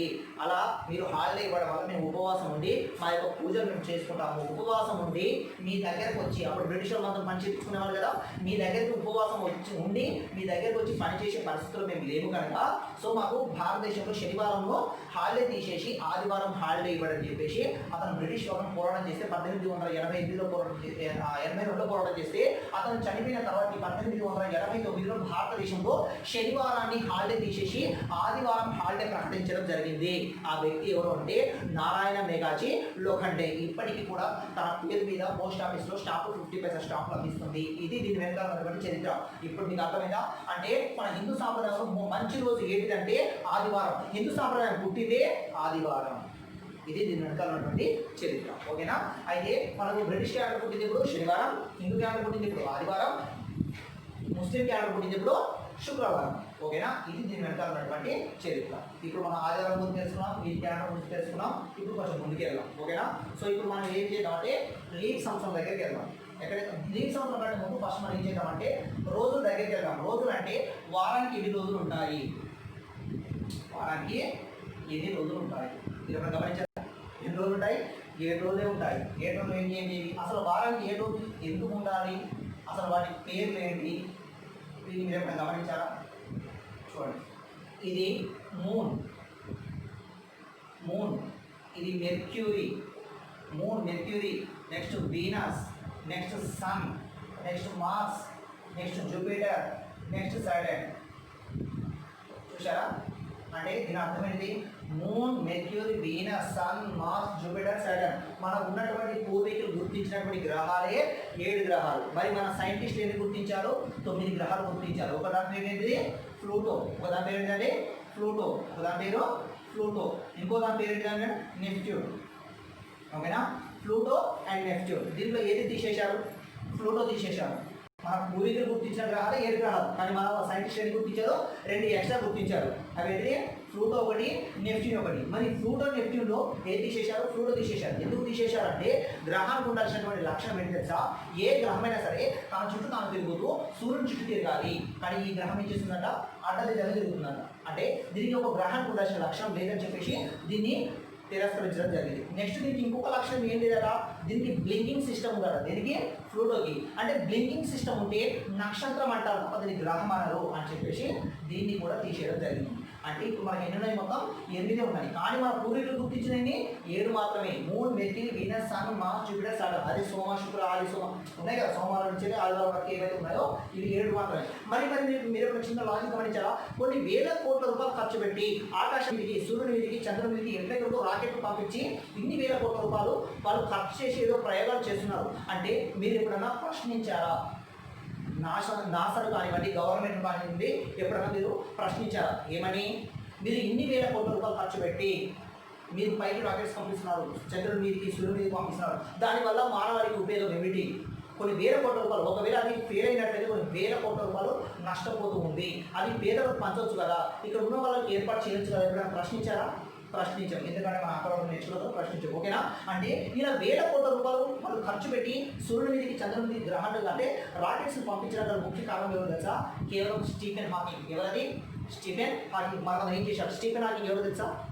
పాలపుంట గ్యాలక్సీ, గ్రహాల గురించి, నక్షత్రాల గురించి అంచనా వేసినటువంటి ప్రపంచంలో ఏకైక వ్యక్తి ఎవరంటే స్టీఫెన్ హాకింగ్. ఎవరది? Stephen Hawking. స్టీఫెన్ హాకింగ్ చెప్పినటువంటి అంచనా ఏంటి తెలుసా? మనకు ఉన్నటువంటి ఒక గ్యాలక్సీ అంటే పాలపుంట. ఏంటిది? గ్యాలక్సీ, పాలపుంట.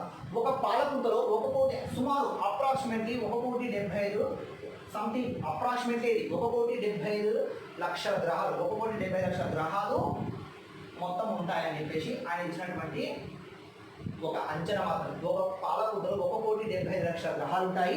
ఇలాంటి గ్యాలక్సీలు మొత్తం విశ్వం మొత్తంలో 1,25,000 గ్యాలక్సీలు ఉన్నాయి. 1,25,000 గ్యాలక్సీలు ఉన్నాయి. ఒక గ్యాలక్సీలో 1,75,00,000 గ్రహాలు ఉంటాయి. దాంట్లో మన గ్రహాలని 7 గ్రహాలు, మనం బతికేది ఒక గ్రహం భూమి మీద. ఓకేనా? అంటే మన భూమికి ఉన్నటువంటి లక్షణం ఏంటంటే ఈ ఉన్నటువంటి గ్యాలక్సీని మింగే వాటిని ఏమంటారంటే వీటిని ఏమంటారు? బ్లాక్ హోల్స్ అంటారు. వీటిని ఏమంటారు? బ్లాక్ హోల్స్ అంటారు. అంటే ఈ యొక్క గ్యాలక్సీని కూడా మింగే కేపబిలిటీ దేనికి ఉంటుంది? బ్లాక్ హోల్స్ ఉంటుంది. ఇది చెప్పిన వ్యక్తి ఎవరంటే స్టీఫెన్ హాకింగ్. అతను చెప్పినటువంటి లెక్క ఏంటి తెలుసా? మన భూమి అనేది మెథడి గ్రహం. అంటే మన భూమి అనేది ఒక మెథడి గ్రహం. ఇది 3 పొరల్లో ఉంటుంది. స్టార్ట్ సంథింగ్ ఉంటుంది. పొరలు ఎన్ని పొరలు ఉంటుంది? 3 పొరల్లో ఉంటుంది.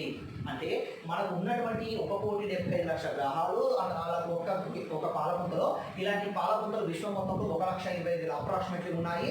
వీటిని మింగే వాటిని ఏమంటారు? బ్లాక్ హోల్స్ అంటారని చెప్పారు. అంటే ఇన్ని కోట్ల గ్రహాలలో మన ముష్టి 7 గ్రహాలు, దాంట్లో మనం నివసించేది ఒక గ్రహం మీద. అంటే ఈ లెక్క ప్రకారం మిగతా గ్రహాల మీద ఏలియన్స్, అంటే మిగతా గ్రహాల మీద కూడా జీవిస్తున్నారా లేదా, మనుషులు కానీ జంతువులు కానీ జీవిస్తున్నాయా లేదా అంటే 100 to 200% స్టీఫెన్ హాకింగ్ జీవిస్తున్నాయని అతను ఇచ్చినటువంటి వాదన.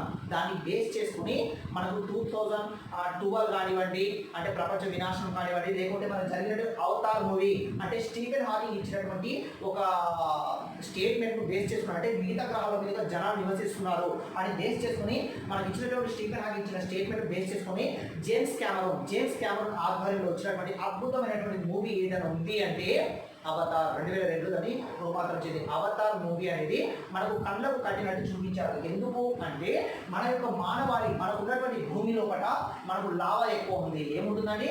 లావా ఉంటుంది. ఈ లావా ఆల్రెడీ స్ప్రెడ్ అవుతూ బయటికి వస్తుంది. చిన్న చిన్న హోల్స్ వల్ల బయటికి వస్తుంది. కానీ ఈ లావా మొత్తం బయటికి రావడానికి అంటే ఆల్రెడీ దీన్ని ఏమంటారు? గ్రీన్ హౌస్ గ్యాసెస్ సంథింగ్ అంటారు. గ్రీన్ హౌస్ గ్యాసెస్ ఎఫెక్ట్స్ అంటారు కదా. అంటే వేడెక్కడం అంటే చూసారా? భూమి వేడెక్కడం అంటే పైన ఉన్నటువంటి చల్లదనం అంటే లేకపోవడం వల్ల లోపల ఉన్నటువంటి లావా బయటికి వచ్చేస్తుంది. దీన్ని గ్రీన్ హౌస్ గ్యాసెస్ అంటారు. అంటే భూమి వేడెక్కడం, ఫర్ ఎగ్జాంపుల్ భూమి వేడెక్కడం, ఈ లోపల ఉన్నటువంటి లావా ఆల్రెడీ 2వ పొరం చేరుకొని కొద్దిగా బయటికి అప్పుడప్పుడు వస్తుంది.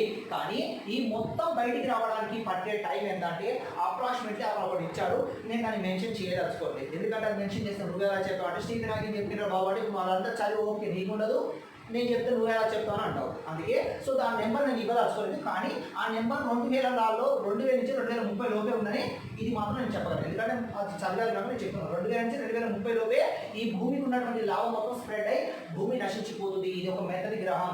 ఇది ఒక బ్రెడ్ ముక్క లాంటి స్పాంజీ. అంటే దీనికి ఫంగస్ వచ్చినట్లుగా ఈ యొక్క లావా మొత్తం బయటకు వచ్చి భూమి మొత్తం వినాశనం అయిపోతుంది. ఎంత తొందరగా వీలైతే అంత తొందరగా భూమిని వదిలిపెట్టి వేరే గ్రహాన్ని వెతుక్కోండి. అక్కడ మానవాళి జీవించగలరా లేదా అని ప్రయోగాలు జరపండి. అక్కడ వెళ్ళడానికి ప్రయత్నం చేయండి. అతను చెప్పినటువంటి స్టీఫెన్ హాకింగ్ చెప్పినటువంటి విషయాన్ని దృష్టిలో పెట్టుకుని మన ప్రపంచ వ్యాప్తంగా ఉన్నటువంటి మన భారతదేశంలో ఒక నాసా మాత్రమే కాదు, ప్రపంచంలో ఉన్నటువంటి ప్రతి దేశం ప్రతి నెల ప్రతి 15 రోజులకు ఒకసారి శాటిలైట్స్ను పైకి పంపించి ఇన్ని వేల కోట్ల గ్రహాల్లో మానవులు ఎక్కడ జీవించగలరా లేదా అనేటువంటి జరిగేటువంటి ప్రయోగాలే ఇవి. పిఎస్ఎల్ఆర్, ఎస్ఎల్వి ఇవంటారు చూసా. ఇది వీటిలో మీనింగ్ ఉన్నటువంటి అర్థం. అంటే ఈ లెక్క ప్రకారం మనకు పూర్వీకులు ఇచ్చినటువంటి గ్రహాలన్నీ 7 గ్రహాలే. వాటి పేరు ఏంటి అంటే ఆది, సోమ, మంగళ, బుధ, గురు, శుక్ర, శని. ఏదో ఇంగ్లీష్లో రాసిన మీకు తెలుగులో చెప్పిన అంతే.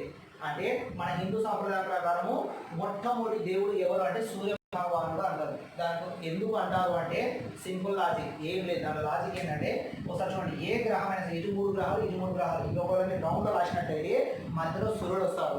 ఈ గ్రహమైనా ఈ గ్రహం ఏ గ్రహమైనా సరే తను తిరగాలి అంటే దానికి ఎనర్జీ పవర్ అవసరం. మనిషి నడవంటే ఎనర్జీ ఎలా అవసరమో గ్రహం తిరగాలో పవర్ అవసరం. ఆ పవరే సూర్యుని దగ్గర నుంచి లభిస్తుంది. దాన్ని మధ్య వేసారు. అందుకే మనకు ఉన్నటువంటి ఏ గ్రంథమైనా సరే మొట్టమొదటి దేవుడు ఎవరంటే సూర్య భగవానుడు అంటారు. దీని వెళ్తామంటే చెప్తారు. ఇది వారానికి 7 రోజులు, మొత్తం 7 రోజులు వచ్చాయి. ఇప్పుడు మనం ఎక్కడికి వెళ్దామంటే లీప్ సంవత్సరం దగ్గరికి వెళ్దాం. ఓకేనా?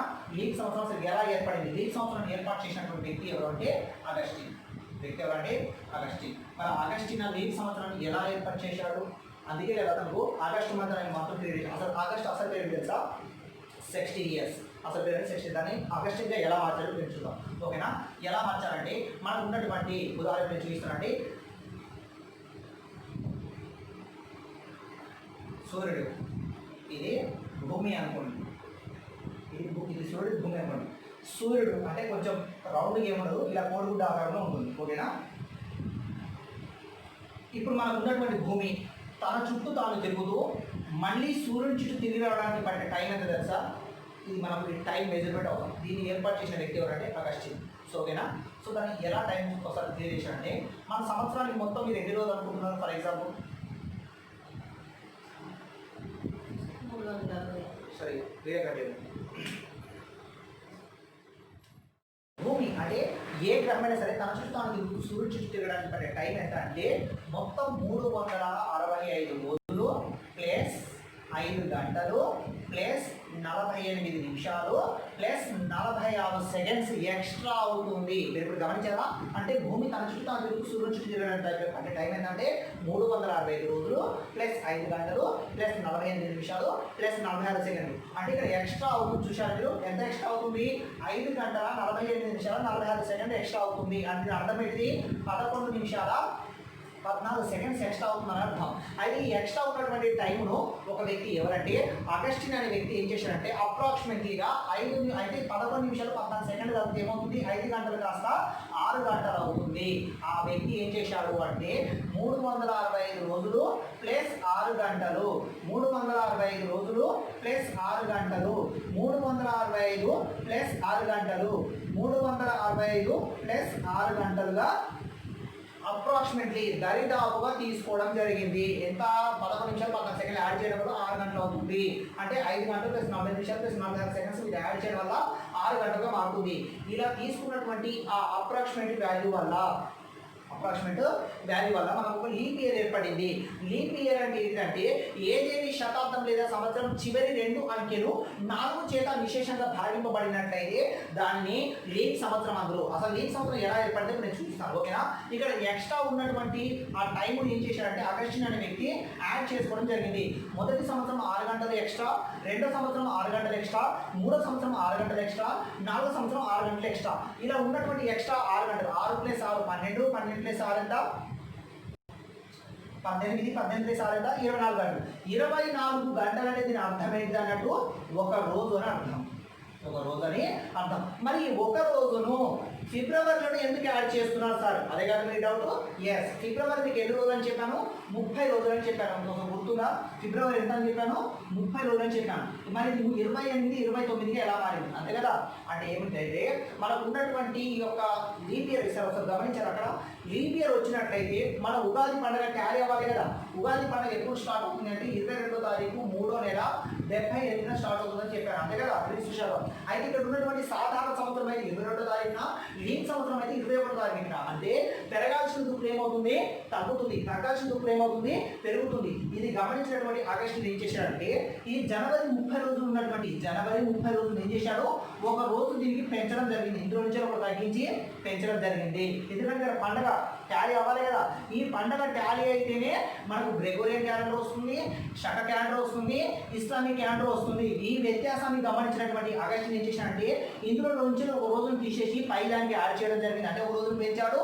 నెక్స్ట్ ఇందులో నుంచి ఒక దాన్ని తీసేసి మార్చి 8 రోజులు అని చెప్పాను, 30 రోజులు అని చెప్పాను. ఇందులో నుంచి ఒకటి తొలగించి అంటే తగ్గించి ఏం చేశాడు? దీన్ని ఒకటి యాడ్ చేశాడు. అప్పుడు జనవరి 31గా మారింది, మార్చి 31గా మారింది. అప్పుడు ఫిబ్రవరి ఏమైంది? 28గా వచ్చి ఆగింది. మరి ఈ లీప్ ఇయర్లో ఉన్నటువంటి ఒక రోజును ఫిబ్రవరిలోనే ఎందుకు యాడ్ చేయాలి సార్ మీకు డౌట్. ఎందుకంటే మీకు ఏమని చెప్పాను? స్టార్టింగ్లో క్యాలెండర్ మార్చిలో స్టార్ట్ అవుతుంది, డిసెంబర్లో ఎండ్ అవుతుందని చెప్పాను. కానీ మార్చి ప్లేస్ను ఆక్రమించింది ఏంటి? ఇప్పుడు ఫిబ్రవరి ఆక్రమించింది. ఓకేనా. మార్చి ప్లేస్ను ఆక్రమించింది ఫిబ్రవరి. అందుకే ఇది ఫిబ్రవరిలో యాడ్ చేయడం జరుగుతుంది. ఫిబ్రవరిలో ఎందుకంటే ఇది ఫుల్ మూన్ ఫెస్టివల్ అంటారు దీన్ని. ఓకేనా. అంటే నిండు చందమామ మీకు ఎప్పుడు కనిపిస్తుంది అంటే ఫిబ్రవరిలోనే కనిపిస్తుంది. అంటే ఈ మిగతా భాగాల్లో కనిపిస్తుంది, నిండు చందమామ ఎప్పుడు కనిపిస్తుంది అంటే కేవలం ఫిబ్రవరిలోనే కనిపిస్తుంది. అందుకే దీన్ని ఫిబ్రవరి మార్చి ప్లేస్ను ఫిబ్రవరి ఆక్రమించింది కనుక ఆ ఒక ఉన్నటువంటి అదనపు రోజును ఈ యొక్క ఫిబ్రవరిని యాడ్ చేయడం వల్ల 28 లేదా 29గా మారుతుంది. అంటే లీప్ సంవత్సరం రావడానికి మనకు 4 సంవత్సరాలు పడుతుంది ఇలా కౌంట్ చేస్తే. అందుకే ఏదేది శతాబ్దం లేదా సంవత్సరం చివరి 2 అంకెలు 4 చేత విశేషంగా భాగింపబడినట్లయితే దానిని లీప్ సంవత్సరం అందులో, ఏదేది చివరి 2 సంఖ్యలు 4 చేత విశేషంగా భాగింపబడినట్లయితే దానిని సాధారణ సంవత్సరం అందులో. ఉదాహరణకి 2016 చివరి 2 అంకెలు 4 చేత. ఎందుకు 4 చేత అంటే ఇది 2 సంవత్సరాలు ఒకసారి పడుతుంది, 4 సంవత్సరాలు ఒకసారి. 4 1 4 4 16 అంటే 4 చేత భాగిస్తే లీప్ సంవత్సరం, భాగించకపోతే సాధారణ సంవత్సరం. ఫర్ ఎగ్జాంపుల్ 2017 4 17 పోతుందా, పోదు, కనుక ఇది సాధారణ సంవత్సరం. ఓకేనా అండి. ఇప్పుడు మనకి ఇక్కడ డాటా వచ్చేసింది, లీప్ సంవత్సరం వచ్చేసింది, మనకి ఇది వచ్చేసింది. మనకు ఫిబ్రవరిలో ఎందుకు 30 రోజులు ఉండాల్సింది 28 ఎందుకు మారిందంటే ఇక్కడ మనకు ఉగాది పండుగ ఒక రోజు అంటే సాధారణ ఉన్నప్పుడు పెరుగుతుంది, లీప్ ఉన్నప్పుడు తగ్గుతుంది. ఈ వ్యత్యాసాన్ని గమనించినట్లయితే ఆగస్టు వ్యక్తి ఏం చేశాడు, జనవరికి ఒక రోజు ఎక్స్ట్రా యాడ్ చేశాడు, మార్చి ఒక రోజు ఎక్స్ట్రా యాడ్ చేయడం వల్ల ఇది నుంచి ఒకటి పెరిగింది, ఇది నుంచి ఒకటి తగ్గడం వల్ల ఇది 28 కాగింది. మనకు ఉన్నటువంటి భూమి ప్లేస్ అంటే మార్చి ప్లేస్ని ఆక్రమించింది ఫిబ్రవరి కనుక మా ఫిబ్రవరి ఎక్స్ట్రా నేను తీసుకొచ్చి ఈ ఫిబ్రవరికి యాడ్ చేయడం జరుగుతుంది. ఓకేనా అండి. ఇగో ఇంతలో ఉన్నటువంటి ఈ యొక్క చిన్న లాజిక్. ఇప్పుడు మనకు ఉన్నటువంటి ఇప్పుడు మన టాపిక్లోకి వెళ్దామండి. టాపిక్లో ఇప్పుడు మీకు ఏ టాపిక్ అంటే ఫర్ ఎగ్జాంపుల్ మీకు చెప్తున్నా అండి, మనకి ఇప్పుడు లీప్ ఇయర్ వచ్చింది, వీక్ వచ్చింది, మన గ్రెగోరియన్ శాఖ ఇస్లామిక్ వచ్చింది. ఇస్లామిక్ గురించి నేను ఎక్కువ ఏం మాట్లాడాలి, ఎందుకంటే ఇది ఇస్లామిక్ కంట్రీస్ వాళ్ళు బాగా యూజ్ చేస్తారు కనుక మీకు పెద్దగా అర్థం కాకపోవచ్చు. ఇప్పుడు మీకు 2 ఆప్షన్స్ ఇస్తున్నానండి. ఒకటి శాఖ క్యాలెండర్ అంటే హిందూ క్యాలెండర్ చెప్పమంటే హిందూ క్యాలెండర్ చెప్తాను, లేదా గ్రెగోరియన్ చెప్పమంటే గ్రెగోరియన్ చెప్తాను. అంటే గ్రెగోరియన్ అంటే బ్రిటిష్ క్యాలెండర్, అందులో కూడా 12/0 5/0 6/2 దానికి 0 శనివారం అవుతుంది. హిందూ క్యాలెండర్ అంటే దాని కోడ్ మొత్తం మారిపోతుంది, 033 614 625 035 దానికి 0 ఆదివారం అవుతుంది. ఎందుకు ఆదివారం అంటే హిందూ సాంప్రదాయం ఉంటుంది ఆదివారం కనుక, అది గ్రెగోరియన్ క్యాలెండర్ ఉంటుంది శనివారం కనుక. అంటే ఈ రెండింటిలో మాక్సిమం ఏది బాగుంటుంది అంటే మీ ఇష్టం ఏదైనా తీసుకోవచ్చు, కానీ నేను రెండింటిలో ఆన్సర్ చెప్తాను. ఫస్ట్ మొట్టమొదటిసారిగా శాఖ క్యాలెండర్ గురించి మాత్రమే చెప్తాను, ఎందుకంటే దీంట్లో పెళ్ళిళ్ళు ఎలా చేసుకోవచ్చు మీరు ఇది కూడా గమనించవచ్చు. ఏది ఒకవేళ మీరు కనుక నాకు డేట్ ఆఫ్ బర్త్ ఇచ్చినట్లయితే మీరు ఏ రోజున పుట్టారు, మీ జన్మ నక్షత్రం ఏంటిది, మీ లక్కీ నెంబర్ ఏంటిది, మీరు ఎవరిని వివాహం చేసుకోవాలి, మీ పుట్టు పూర్వోత్తరాలతో సహా మొత్తం నేను చెప్పడం కదా చూపిస్తాను. అది కేవలం శాఖ క్యాలెండర్ మాత్రమే పాసిబుల్ అవుతుంది. ఓకేనా. అంటే ఎలా పాసిబుల్ అవుతుంది సార్, ఇదే మీకు ఉన్నటువంటి డౌట్.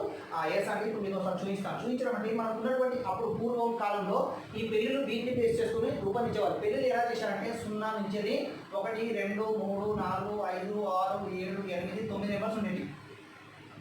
ఇలా నెంబరింగ్ సిస్టమ్ ఉంటుంది అన్నట్టు మొత్తం ప్రపంచం మొత్తంలో. ఇప్పటికీ కూడా ఇలాంటి నెంబరింగ్ సిస్టమ్ ఉపయోగించుకొని పెళ్లి చేసుకున్నటువంటి క్యాస్ట్లు 2 ఉన్నాయండి. ఒకటి డైరెక్ట్లీ నిర్వహిస్తుంది, ఒకటి ఇండైరెక్ట్లీ నిర్వహిస్తుంది. ప్రపంచంలో ఇప్పటి వరకు ఇదే సాంప్రదాయాన్ని ఉపయోగిస్తున్న క్యాస్ట్లు 2 ఉన్నాయి భారతదేశం అంటే ప్రపంచం మొత్తంలో. ఒకటోది ట్రైబ్స్ క్యాస్ట్. ట్రైబ్ అంటే మనకు ఉన్నటువంటి అడిలో చూస్తారు కదా ట్రైబ్స్ వాళ్ళు ఉపయోగిస్తున్నారు. నెక్స్ట్ ఉపయోగించేది ఎవరంటే ముస్లిమ్స్.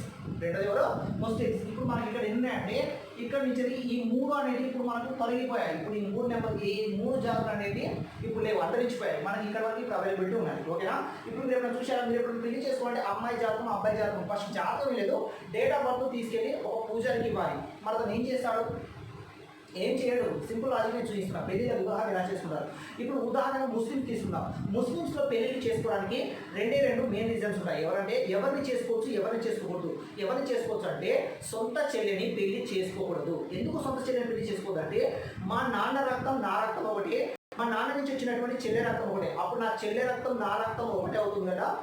సో అక్కడ ప్రత్యుత్పత్తి జరగదు కనుక సొంత చెల్లెని పెళ్లి చేసుకోవడానికి వీలు లేదు. ఇంకెవరిని చేసుకోకూడదు అంటే బాబాయ్ బిడ్డను పెళ్లి చేసుకోవద్దు. ఎందుకు బాబాయ్ బిడ్డను పెళ్లి చేసుకోవద్దు అంటే మా నాన్న రక్తం మా బాబాయ్ రక్తం ఒకటే, మా బాబాయ్ నుంచి వచ్చిన బిడ్డ రక్తం ఒకటి, నా రక్తం ఒకటే కనుక మేము ఇద్దరు పెళ్లి చేసుకున్నట్లయితే మళ్ళీ ప్రత్యుత్పత్తి అనేది ఉండదు. నా సొంత చెల్లె నా బాబాయ్ బిడ్డ తప్ప ఇంకా ఎవరినైనా చేసుకోవచ్చు పెళ్ళి, ఎందుకంటే ప్రత్యుత్పత్తి జరుగుతుంది అక్కడ. సో ఓకేనా.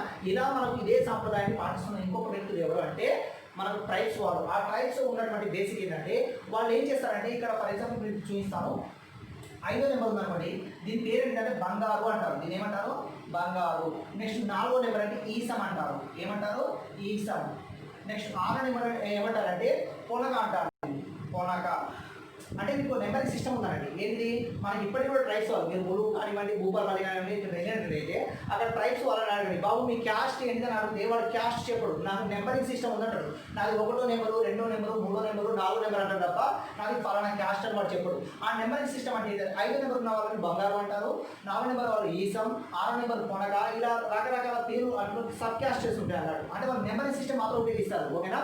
అలా ఎలా అంటే ఇప్పుడు మీకు 0 నెంబర్ వచ్చింది అనుకోండి, మీ యొక్క date of birth me date of birth నాకు ఇస్తారు కదా, నేను మొత్తం చేసిన తర్వాత మీకు ఒక లాస్ట్కు రిమైండర్ వస్తుంది కదా, ఆ రిమైండరే మీరు ఏ రోజున పుట్టిందో చూపిస్తుంది, ఆ రిమైండర్ మీరు పెళ్లి ఎలా చేసుకోవాలో చూపిస్తుంది.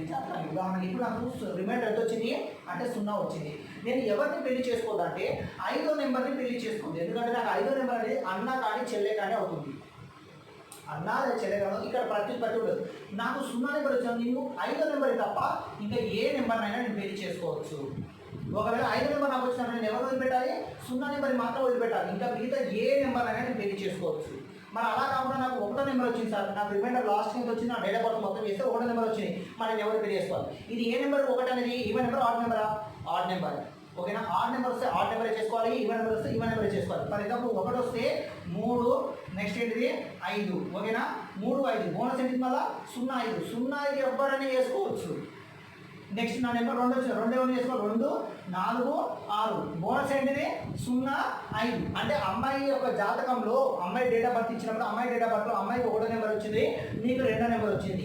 అమ్మాయికి 1వ నెంబర్ వచ్చింది, నీకు 2వ నెంబర్ వచ్చింది. జాతకంలో అంటే నీ డేట్ ఆఫ్ బర్త్ చేసిన తర్వాత అమ్మాయికి 1వ నెంబర్ వచ్చింది, 2వ నెంబర్ వచ్చింది. అప్పుడు పెళ్లి కాదు, ఎందుకంటే ఇది ఏ నెంబరు, ఆడ్ నెంబర్, ఇదే నెంబరు, ఈవెన్ నెంబరు. అయితే ఇప్పుడు మన పూజారులు ఏం చేస్తారంటే ఒక చిన్న లాజిక్ ఏర్పాటు చేస్తారు. లాజిక్ ఏంటంటే మీకు ఉన్నటువంటి మీరు ఇచ్చిన కాగితం ఉంటుంది కదా, అక్కడ డేట్ ఆఫ్ బర్త్ కాగితం, అక్కడ ఏం చేస్తారంటే అక్కడ భూతద్దం తీసుకొని ఇలా అంటారు. మినిమం నాలెడ్జ్ మీకు ఉండాల్సింది ఏంటంటే ఇప్పుడు నువ్వు జాతకాన్ని పెళ్లి అంటే ఇక్కడ ఈవెన్ నెంబర్, ఇక్కడ ఆడ్ నెంబర్ వచ్చింది, ఇక్కడ ఈవెన్ నెంబర్ వచ్చింది, పెళ్లి జరగదు. అప్పుడు ఏమంటారు, దోషం ఉంది అంటాడు. దోషం ఉంది అనేది ఏం చేస్తాడు, బ్యాగ్ నుంచి ఒక భూతద్దం తీసి ఇలా అంటాడు. అప్పుడు నేను భయపడిపోదు, ఏమైనా పంతులు గారు దోషం, దోషం ఉన్నట్టు. అరే మినిమం నాలెడ్జ్ ఏంటంటే ఆ ఉన్నటువంటి భూతద్దం పెట్టి చూస్తే ఏం కనపడుతుందా, చిన్నగా ఉన్న నెంబర్ పెద్దగా కనిపిస్తుంది. దాంట్లో ఏమైనా కనిపిస్తుంది, బ్యాక్టీరియా వైరస్ అలా కనిపించడానికి. ఇట్లా అంటే ఏం కనిపిస్తుంది, చిన్నగా ఉన్న నెంబర్ పెద్దగా కనిపిస్తుంది, అది వైరస్ బ్యాక్టీరియా దాన్ని కనుక్కోవడానికి మినిమం నాలెడ్జ్ లేదు మనకు. ఏంటంటే మరి ఇలాంటి వాళ్ళు కూడా పెళ్లి చేస్తారు తెలుసా. ఆ దోషం పోవాలంటే 50,000 ఇస్తే పూజ చేస్తే పోతుంది. పూజ కాదు వాళ్ళ తలకాయ కాదు, సింపుల్ చెప్తున్నా. ఏంటి తెలుసా, ఇప్పుడు నీ డేట్ ఆఫ్ బర్త్ ఉంది కదా, అమ్మాయికి ఏమొచ్చింది 1 వచ్చింది, నీకేమొచ్చింది 2 వచ్చింది. నీ అమ్మాయికి ఏమొచ్చింది 1 వచ్చింది, నీకేమొచ్చింది 2 వచ్చింది. అప్పుడు ఏం చేయాలి తెలుసా, చిన్న లాజిక్. అమ్మాయి పేరు అనుష ఉంటే అనుషను తీసేసి శ్రవణ్తో ఏదో ఒక నెంబర్ పెట్టు. అప్పుడు వేరే వాళ్ళ యొక్క పేరు వచ్చినా వాళ్ళు వేరే ఒక పేరు పెట్టుకుంటే వాళ్ళ డేట్ ఆఫ్ బర్త్ మీద వాళ్ళ ఎవరిదో ఒక పేరు మీద డేట్ ఆఫ్ బర్త్ మీద అంటే ఇప్పుడు 5 నెంబర్ కానీ 4 నెంబర్ కానీ 6 నెంబర్ కానీ 0 నెంబర్ కానీ వచ్చినట్టు చేసి ఆ టైంకు పెళ్లి చేసేటువంటి విధానాన్ని ఏమంటారంటే పెట్టుడు ముహూర్తం అంటారు. అప్పుడప్పుడు మీరు పెళ్లి పత్రికలలో శ్రవంతి అనుష అంటే బ్రాకెట్లో శ్రవంతి అని ఇస్తారు. అంటే ఎవరిదో ఒక పేరు మీద పెళ్లి చేసేటువంటి విధానాన్ని ఏమంటారంటే పెట్టుడు ముహూర్తం అంటారు. ఓకేనా, దీంట్లో కొంతమంది టైం తీస్తారు. టైం ఏంటిది, ముహూర్తం 5:31 అద్భుతంగా ఉంది, ఏ టైంలో చేసుకునే కాదా. ఎప్పుడైనా ఎవరినైనా ఎక్కడైనా పెళ్లి చేసుకోవచ్చు, కానీ ఇద్దరి అనుమతి కంపల్సరీ. ఒకటి ఫస్ట్ మొట్టమొదటిసారిగా తండ్రి అనుమతి కంపల్సరీ, ఎందుకంటే తన రక్తాన్ని దానం చేస్తున్నాడు కనుక ఫస్ట్ అనుమతి ఎవరిదంటే తండ్రి అనుమతి కంపల్సరీ. రెండో అనుమతి ఎవరంటే అమ్మాయి అనుమతి కంపల్సరీ. ఇది ఏ క్యాస్ట్, ముస్లిం అయినా హిందూ అయినా క్రిస్టియన్ అయినా సరే మొట్టమొదటిసారి ఎవరు అడిగేస్తారంటే తండ్రిని అడుగుతారు, నీ బిడ్డని ఇవ్వడానికి ఇష్టమా అని. అంటే తండ్రి అనుమతి కంపల్సరీ. నెక్స్ట్ ఎవరి అనుమతి అంటే అమ్మాయి యొక్క అనుమతి కంపల్సరీ. తండ్రి యొక్క అనుమతి, అమ్మాయి యొక్క అనుమతి లేకుండా జరిగేటువంటి మ్యారేజ్ని ఏమంటారంటే వాస్తవం చెప్పాలంటే వ్యభిచారం కింద పరిగణిస్తారు తప్ప మన సాంప్రదాయంలో పెళ్లిగా పరిగణించడం జరగదు. అందుకే హిందూ సాంప్రదాయంలో పెళ్లి చేసేటప్పుడు అల్లుని యొక్క కాళ్ళు కడిగి ఆ నీళ్లను ఎవరు చల్లుకుంటాడో మామ చదువుకుంటారు. ముస్లిమ్స్ వాళ్ళు కూడా నీ యొక్క బిడ్డని ఇవ్వడం ఎవరు ఇష్టమా లేదని ఫస్ట్ తండ్రిని అడుగుతారు, తర్వాతనే అమ్మాయిని అడుగుతారు. ఏ క్యాస్ట్ సరే తండ్రిని అడుగుతారు. అంతే తప్ప ఎటువంటి ముహూర్త టైంలు కానీ లాజిక్స్ కానీ ఏం లేవండి. ఒకవేళ మీకు అలా కూడా కావాలి అంటే ఇప్పుడు నేను శక క్యాలెండర్లో మాత్రమే పాసిబుల్ అవుతుంది. ఇదంతా పెళ్లి చేసుకునే విధానము గ్రెగోరియన్లో పాసిబుల్ అవ్వదు. సో ఇది మీకు చెప్పిన తర్వాత ఎందులో ఆన్సర్స్ ఏమి వస్తుంది, అందులో ఎందులో అయినా ఆన్సర్స్ ఏమి వస్తుంది, ఇది చెప్పిన తర్వాత అది చెప్తాను. ఓకేనా అండి, రైట్. ఇప్పుడు మనకు సంవత్సరానికి ఎన్ని నెలలు ఉంటాయి, మొత్తం 12 నెలలు ఉంటాయి. ఇంతకుముందు ఎన్ని నెలలు ఉన్నాయి, 10 నెలలే ఉన్నాయి. ఎన్ని రోజులు ఉన్నాయి, 360 రోజులు ఉన్నాయి. కానీ ఇప్పుడు ఎన్ని ఉండాలి మనకు, 12 నెలలు ఉండాలి, 360 రోజులు ఉండాలి. సార్ మరి మీరు 2 నెలల గురించి చెప్పారు, జస్ట్ జనవరి ఫిబ్రవరి గురించి చెప్పారు, మరి మార్చి డిసెంబర్ నుంచి చెప్పలేదు అంటే ఇది మొత్తం చెప్పడానికి 2 రోజులు పడుతుంది మొత్తం ఎక్స్ప్లెయిన్ చేయడానికి. ఎందుకంటే సీసాట్ చెప్తాను, నేను సివిల్ సర్వీసెస్ సీసాట్ పేపర్ 2 చెప్తాను, అందులో మొత్తం ఇన్ఫర్మేషన్ వస్తుంది కనుక అది పెద్దగా అయిపోతుంది. ఇంతకంటే చెప్తే మనకు కొంచెం గొడవడుతుంది కనుక ఫస్ట్ ఇప్పుడు మన అంటే జనవరి ఫస్ట్ మంత్ ఏంటి, ఇప్పుడు జనవరి ఫస్ట్ ఏమంటే మార్చ్ ఉంది, ఇప్పుడు ఏమొచ్చింది జనవరి. నెక్స్ట్ ఏంటి అన్నట్టు ఫిబ్రవరి, నెక్స్ట్ ఏంటిది మార్చ్, నెక్స్ట్ ఏంటిది April, next May, next June, next July, next August, next September, next October, next November, next December. ఓకేనా? ఇదేంటి జనవరి, ఫిబ్రవరి, March, April, May, June, July, August, September, October, November, December. ఇప్పుడు మొత్తం 2 నెలలు అయిపోయాయి. ఇప్పుడు కంప్లీట్. సార్ ఇప్పుడు ఈ 2 నెలల గురించి జస్ట్ సింపుల్గా ఎక్స్ప్లెనేషన్ చేశాను. మిగతా వరకు ఏం చెప్పలేదు సార్ అంటే జస్ట్ వాటి పేరు చెప్తాను. జనవరి అంటే ఇనారియస్, దీని అసలు పేరు ఏంటంటే ఇనారియస్. ఇనారియస్ అంటే రోమన్స్ యొక్క ఉన్నటువంటి ఎంట్రన్స్, అంటే వాళ్ళ రాజ్యానికి ఉన్నటువంటి ముఖద్వారం అర్థం. ముఖద్వారం ఏమంటారంటే ఇనారియస్. ఫిఫ్త్ అంటే ఫుల్ మూన్ ఫెస్టివల్, చెప్పాను peoples morning full moon festival అన్నట్టు. ఓకేనా? నెక్స్ట్ మార్చ్ అంటే మార్షియస్. మార్షియస్ అంటే రోమన్స్ యొక్క కాలంలో వర్షాలు ఎప్పుడు ప్రారంభమయ్యాయి అంటే మార్చ్లో స్టార్ట్ అయ్యింది. నెక్స్ట్ ఏప్రిల్ అంటే ఏప్రిలియస్. ఏప్రిలియస్ ఏప్రిల్ ఫుల్, వర్షాలు పడ్డాయి అంటే నెక్స్ట్ మనకు పూలు కూడా చిగురు, అంటే చెట్లు కానీ ప్రతి ఒక్కటి చిగురిస్తుంటాయి కదా, అందుకే మనకి ఏప్రిల్లో ఏప్రిల్ ఫుల్ అంటే మనకు లభించేటువంటి పువ్వు, మొట్టమొదటి పువ్వు ఏంటంటే ఇప్పటికి కూడా మీకు ఉదాహరణ చూపిస్తాను. మనకు వర్షం అంటే మనకు ఉన్నటువంటి ఏప్రిల్ ఫూల్, దాని పేరు ఏంటంటే ఏప్రిల్ ఫూల్. మీరేం చేసి ఇండియా వాళ్ళు ఫూల్స్ చేసారు, అది ఫూల్స్ కాదు ఆయన ఫూల్. అది ఫూల్ అంటే మనకు పూచేటువంటి హిందూ సంప్రదాయం మొట్టమొదటి పువ్వు ఏంటంటే మోదుగు పువ్వు. ఏ పువ్వు అది? మోదుగు పువ్వు. మీరు చూసారా ఎర్రటి ఎండాకాలంలో అడవి ప్రాంతంలో కూడా ఎర్రటి మోదుగు పువ్వులు పూస్తుంటాయి. హోలీ పండుగకు యూజ్ చేస్తుంటాం మనం. అంత ఎర్రటి ఎండలో కూడా నీళ్ళ చుక్కలు లభించినటువంటి ప్రాంతంలో గుట్టల పైన చెట్లు పెరుగుతుంటాయి, కానీ చెట్టు చూస్తే నిండుగా ఎర్రగా పూలు ఉంటాయి, మోదుగు పూలు. అందుకే దాన్ని ఏమంటారంటే ఏప్రిల్ ఫూల్. అంటే సంవత్సరంలో పూచేటువంటి మొట్టమొదటి పువ్వు యొక్క పువ్వునే ఏప్రిల్ ఫూల్. ఏప్రిల్ ఫూల్ కాస్త మీరు చేసి ఫూల్ చేసి. ఓకేనా? Next April May. మే అంటే మాయ, పిల్లలు పుట్టడానికి చేసేటువంటి ఒక పూజ పేరే మాయ. జూన్ అంటే జూనో. జూనో అంటే ఏంటంటే మనకు మే అంటే మాయ, అంటే వ్యవసాయం చేసుకోవడానికి వీలున్నటువంటి టైం అన్నట్టు. జూన్ అంటే జూనో అంటే పెళ్లిని చేసుకోవడానికి మంచి టైం ఎప్పుడు అంటే జూన్. ఎందుకు జూన్ అంటే మార్చి వర్షాలు పడితే మార్చి, ఏప్రిల్, మే 3 నెలల్లో పంట వచ్చేస్తుంది. ఏ పంట అయినా 3 నెలలు వచ్చేస్తుంది కనుక మిగతా టైం ఏంటంటే వాళ్ళు ఖాళీ ఉంటారు 1 నెల. అయితే ఆ టైంలో ఎవరికి ఏం పండ్లు ఉండవు కనుక అప్పుడు ఏం చేస్తారంటే ఈ టైంలో పెళ్లిలు పెట్టుకుంటారు. అందుకే మన జూన్లో ఎక్కువ డేట్స్ వస్తుంటాయి. చూసారా? ఇప్పుడే చెప్పాను, ఏ ముహూర్తాన్ని ఏ డేట్ ఎవరు ఇవ్వాల్సిన అవసరం లేదు. అదంతా ఒక మాయ తప్ప దాన్ని ఏం లేదు. ఎప్పుడు ఖాళీ ఉంటే అప్పుడు చేసుకోవచ్చు. జూన్ తర్వాత జూలై అసలు పేరు ఏంటంటే 20 ఇయర్స్. జూలై అసలు పేరు ఏంటంటే 20 ఇయర్స్. 20 ఇయర్స్ కాస్త ఏమైంది? జూలైగా మారింది. 20 ఇయర్స్ జూలై ఎందుకు మారింది అంటే మనకు ఉన్నటువంటి ఇప్పుడు జూన్లో పెరిగితే మళ్ళీ నెక్స్ట్ జూన్ వరకు ఏమవుతుంది? సంవత్సరం భర్తీ అయిపోతుంది. ఆ నెక్స్ట్ తర్వాత పుట్టేటువంటి పాప పేరు, అంటే ఎవరు పుట్టినా సరే పాపను అప్పట్లో అమ్మాయిని ఎలా చూసేవారు అంటే యువరాణి లాగా చూసేవారు కనుక 20 ఇయర్స్. దాన్ని ఎలా మార్చారు? జూలైగా మార్చారు. నెక్స్ట్ అయితే అగస్టిన్ అసలు పేరు ఏంటంటే 16 ఇయర్స్. అంటే ప్రత్యుత్పత్తి, మనకు ఉన్నటువంటి కాలానికి అనుగుణంగా జరిగేటువంటి ప్రత్యుత్పత్తి వ్యవస్థ అంటే అగస్టిన్ అంటే 16 ఇయర్స్ అంటారు. ఈ 16 ఇయర్స్ పేరు తొలగించి ఆగస్టుగా పెట్టారు. ఎందుకు ఆగస్టుగా పెట్టారంటే మనకు ఈ సంవత్సరానికి అనుకున్నటువంటి వ్యక్తిని మనకు ఉన్నటువంటి ఉగాది పండుగను సెట్ చేసిన వ్యక్తి ఎవరు అంటే అగస్టిన్. అందుకే మనకు 16 ఇయర్స్ పేరు తొలగించి ఆగస్టు పెట్టారు. నెక్స్ట్ ఏంటంటే సెప్టెంబర్ అంటే సెప్ట్ అంటే 7 అని అర్థం. సెప్ట్ అంటే 7 అంటే మార్చ్ స్టార్ట్ అయ్యింది, డిసెంబర్లో ఎండ్ అయింది పాత లెక్కల ప్రకారం. అప్పుడు సెప్టెంబర్ ఎన్నో నెల అవుతుంది? 9వ నెల అవుతుంది. సెప్టెంబర్ 9వ నెల అవుతుంది. అంటే సెప్టెంబర్ అంటే 9వ నెల. నెక్స్ట్ అక్టోబర్ అంటే ఆంట్ అని అర్థం. అక్టోబర్ అంటే ఆంట్ అని అర్థం. అంటే పాత లెక్కల ప్రకారం అక్టోబర్ ఎన్నట్టు 8వ అని అర్థం. నెక్స్ట్ నవ్ అంటే 8వ అన్నట్టు అర్థం, 9 అని అర్థం. అంతే కదా? సెప్టెంబర్ అంటే 7, అక్టోబర్ అంటే 8, నవంబర్ అంటే నవ్ అంటే పాత లెక్కల ప్రకారం 9. డెక్ అంటే 10 అని అర్థం. డెక్ అంటే என்ன అర్థం? 10 అని అర్థం. పాత లెక్కల ప్రకారం డెక్ అంటే 10 అని అర్థం. ఇప్పుడు ఈ మొత్తం మనకు మంత్స్, ఇది జస్ట్ వీటి పేరు మాత్రం ఎక్స్ప్లెనేషన్ చేశాను. దాని బయోడేటింగ్ ఎక్స్ప్లెనేషన్ చేయడం చాలా టైం పడుతుందండి. ఇప్పుడు మనం ఏం చెప్తున్నాం మీ ఇష్టం. నాకు తెలిసింది శక చెప్పుకుంటే బెటర్, దాని తర్వాత రెగ్యులర్గా చెప్తాను. శక చెప్పుకోవాలంటే ఒక కోడ్ ఉంటుంది. ఇది 033 614 625 035. 033 614 625 035. సార్ మరి కోడ్స్ ఎవరు ఇచ్చారు, ఎలా ఇచ్చారు, ఇక్కడ 4 ఎందుకు రావాలి, ఇక్కడ 6 ఎందుకు రావాలి, ఇక్కడ 2 ఎందుకు రావాలంటే చెప్పాను కదా. దీని చరిత్ర మొత్తం చెప్తే ఇప్పుడు మీకు చెప్పాను ఫిబ్రవరి 30 రోజులు ఉండాల్సింది 28, 29 ఎలా మారిందో చెప్పాను. అలాగే మీకు చరిత్ర చెప్పుకుంటూ చెప్తే కోర్స్ ఎందుకు వచ్చింది మీకు అర్థమవుతుంది. సో ఇప్పుడు టైం మనకు అంత ఎక్కువ లేదు కదా. ఇప్పుడు మనకు ఎగ్జామ్ పాయింట్లో అంత డెప్త్గా మీకు అడగదు, ఎందుకంటే సీసాట్ లోపల అయితే మీకు అంత డెప్త్ అడగదు. మిగతా ఏ కాంపిటేటివ్ ఎగ్జామ్స్ కూడా మీకు ఇంత డెప్త్ అడగదు. జస్ట్ అందుకే మీకు 2 మాత్రమే ఎక్స్ప్లెనేషన్ చేశాను. సో ఇప్పుడు మనకు ఉన్నటువంటి శక క్యాలెండర్ తీసుకున్న శక క్యాలెండర్ అంటే హిందూ క్యాలెండర్ పుట్టింది ఏ రోజు అని చెప్పాను? ఉగాది రోజున పుట్టింది. అందుకే 0 ఏమవుతుంది? ఆదివారం అవుతుంది. మరి 0 ఆదివారం అయితే 1 ఏమవుతుంది? సోమ అవుతుంది, 2 ఏమవుతుంది? మంగళ, 3 ఏమవుతుంది? బుధ, 4 ఏమవుతుంది గురు, 5 ఏమవుతుంది శుక్ర, 6 ఏమవుతుంది శని, 7 ఉంటుందా ఉండదు, ఎందుకంటే 0 అనేది కౌంట్ చేయబడుతుంది కనుక అక్కడికి 7 రోజులు అయిపోతుంది. ఓకేనా. మనకు నెక్స్ట్ మనకు కావాల్సినది ఇయర్, సెంచరీ కోడ్స్ కావాలి, అంటే శతాబ్దం కోడ్ కావాలి. అంటే మనకు డేట్ వచ్చింది, మంత్ వచ్చింది, ఇప్పుడు మనకి ఏం కావాలి ఇయర్ కావాలి. ఇయర్ కావాలంటే ఏం చేయాలంటే ఇప్పుడు ఫర్ ఎగ్జాంపుల్ 1990 నుంచి 1999 అంటే 99 అంటే ఎన్ని సంవత్సరాలు అంటే 100 సంవత్సరాలు ఒక శతాబ్దం అంటారు. ఓకేనా. నెక్స్ట్ ఇది 2099. ఓకేనా. 2021 99. నెక్స్ట్ 2022 99. నెక్స్ట్ 1800 అంటే రివర్స్ వెళ్తే మైనస్, ముందుకు వస్తే ప్లస్, అంతే కదా. ఇలా ఇప్పుడు 1899, 1699, 1799, 1799. నెక్స్ట్ 1800 1500. ఓకేనా. 0 19 18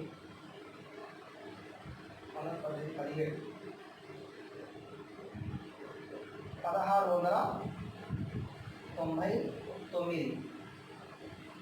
ఓకేనా. వీటిని ఒకసారి తీసుకుందాం. ఇది ఒక కోడ్స్ ఉంటుంది. ఈ కోడ్ ఏంటంటే 0642 0246. ఇదే కోడ్ ఉంటుంది ఇక. రివర్స్ అయితే మళ్ళీ స్టార్ట్ అవుతుంది 0246 అంటే 19వ శతాబ్దం 0, నెక్స్ట్ 2000 అయితేనో 6, 21 అయితేనో 4, 22 అయితేనో 2. 0642. మరి ఫ్రంట్కి వచ్చినప్పుడు రివర్స్ వెళ్ళాలంటే ఏంటంటే 0246. మళ్ళీ రివర్స్ వెళ్ళాలంటే మనకి అక్కడి నుంచి అవుతుంది మళ్ళీ 0246 అవుతుంది. మళ్ళీ కొంచెం ముందుకు వెళ్ళాలంటే ఇప్పుడు ఆల్రెడీ 2 అయిపోయింది కదా, మళ్ళీ 0642, మళ్ళీ ముందుకెళ్తే 0246 అన్నట్టు. ఓకేనా. సో ఇప్పుడు మనకు శతాబ్దం కూడా వచ్చింది. ఇప్పుడు మనకు కావాల్సింది ఏంటంటే ఒక ఫార్ములా కావాలి. ఫార్ములా ఏంటంటే ఇప్పుడు మనం మొత్తం క్రియేట్ చేయాలి. మనకు అసలు డేట్ ఆఫ్ బర్త్ను కనుక్కోవాలంటే మనకి ఏం కావాలి, ఫస్ట్ డేట్ కోడ్ కావాలి. ఫస్ట్ ఏం కావాలి డేట్ కోడ్. నెక్స్ట్ ఏం కావాలి మరి మంత్ కోడ్ కావాలి. నెక్స్ట్ ఏం కావాలి మంత్ కోడ్ కావాలి. నెక్స్ట్ ఏం కావాలి ఇయర్ కోడ్ కావాలి. ఏం కోడ్ కావాలి ఇయర్ కోడ్ కావాలి. నెక్స్ట్ ఏం కావాలి ఇయర్ లాస్ట్ 2 డిజిట్స్ కావాలి. ఇయర్ లాస్ట్ 2 డిజిట్స్ కావాలి. 2 డిజిట్స్ కావాలి. నెక్స్ట్ ఏం కావాలి మనకు ప్లస్ లీప్ ఇయర్స్ కావాలి. ఎన్ని లీప్ ఇయర్స్ ఉన్నాయో అన్ని కనుక్కోవాలి. Leap years divided by 7 days అన్నట్టు. ఓకేనా. సో ఒకసారి చూడండి. ఫస్ట్ మీరు ఒక డేట్ ఆఫ్ బర్త్ కనుక్కోవాలి. ఏ డేట్ ఆఫ్ బర్త్ మీరు కనుక్కోవాలి. మనకు డేట్ కావాలి, ఫస్ట్ మంత్ కావాలి, ఇయర్ కావాలి, ఇయర్ లాస్ట్ 2 డిజిట్స్ కావాలి, ప్లస్ లీప్ ఇయర్స్ కావాలి, డివైడెడ్ బై కావాలి 7 డేస్. దీన్ని సింప్లిఫై చేస్తే వచ్చింది ఆన్సర్. ఓకేనా. ఫర్ ఎగ్జాంపుల్ ఈరోజు డేట్ ఎంత, డేట్ ఎంత ఈరోజు 17వ తారీఖు 10వ నెల 2020. ఈరోజు ఏం వారం మీకు తెలుసా? నాకు తెలీదు. ఈరోజు నేను కనుక్కుంటున్నాను. ఈరోజు ఏం వారం అండి?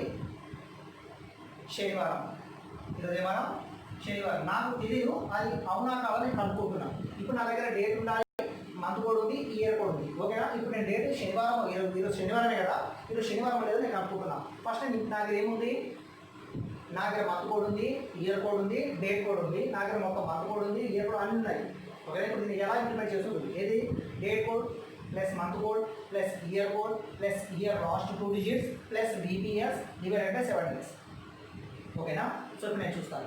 డేట్ కోడ్ అంటే డేట్ కోడ్ ఎంత, డేట్ కోడ్ ఎంత ఉన్నది ఇక్కడ, డేట్ ఎంత ఉంది, డేట్ ఎంత ఉంటే అది వేసుకోండి 17 ప్లస్ నెక్స్ట్ మంత్ కోడ్ అట. మంత్ కోడ్ అంటే ఇక్కడ ఎన్నో మంత్ 10వ నెల. 10వ నెల అంటే కోడ్ కావాలి. ఇక్కడ మనం డేట్ అంటే డేట్ వేసేస్తున్నాం నార్మల్గా, కానీ ఇక్కడ ఏమంటున్నాడు మంత్ కోడ్ కావాలట. మంత్ కోడ్ అంటే 10 వేసుకోవద్దు ఇక్కడ, ఇక్కడ మంత్ కోడ్ కావాలి. ఆల్రెడీ మనం కోడ్ రాస్తున్నాం కదా.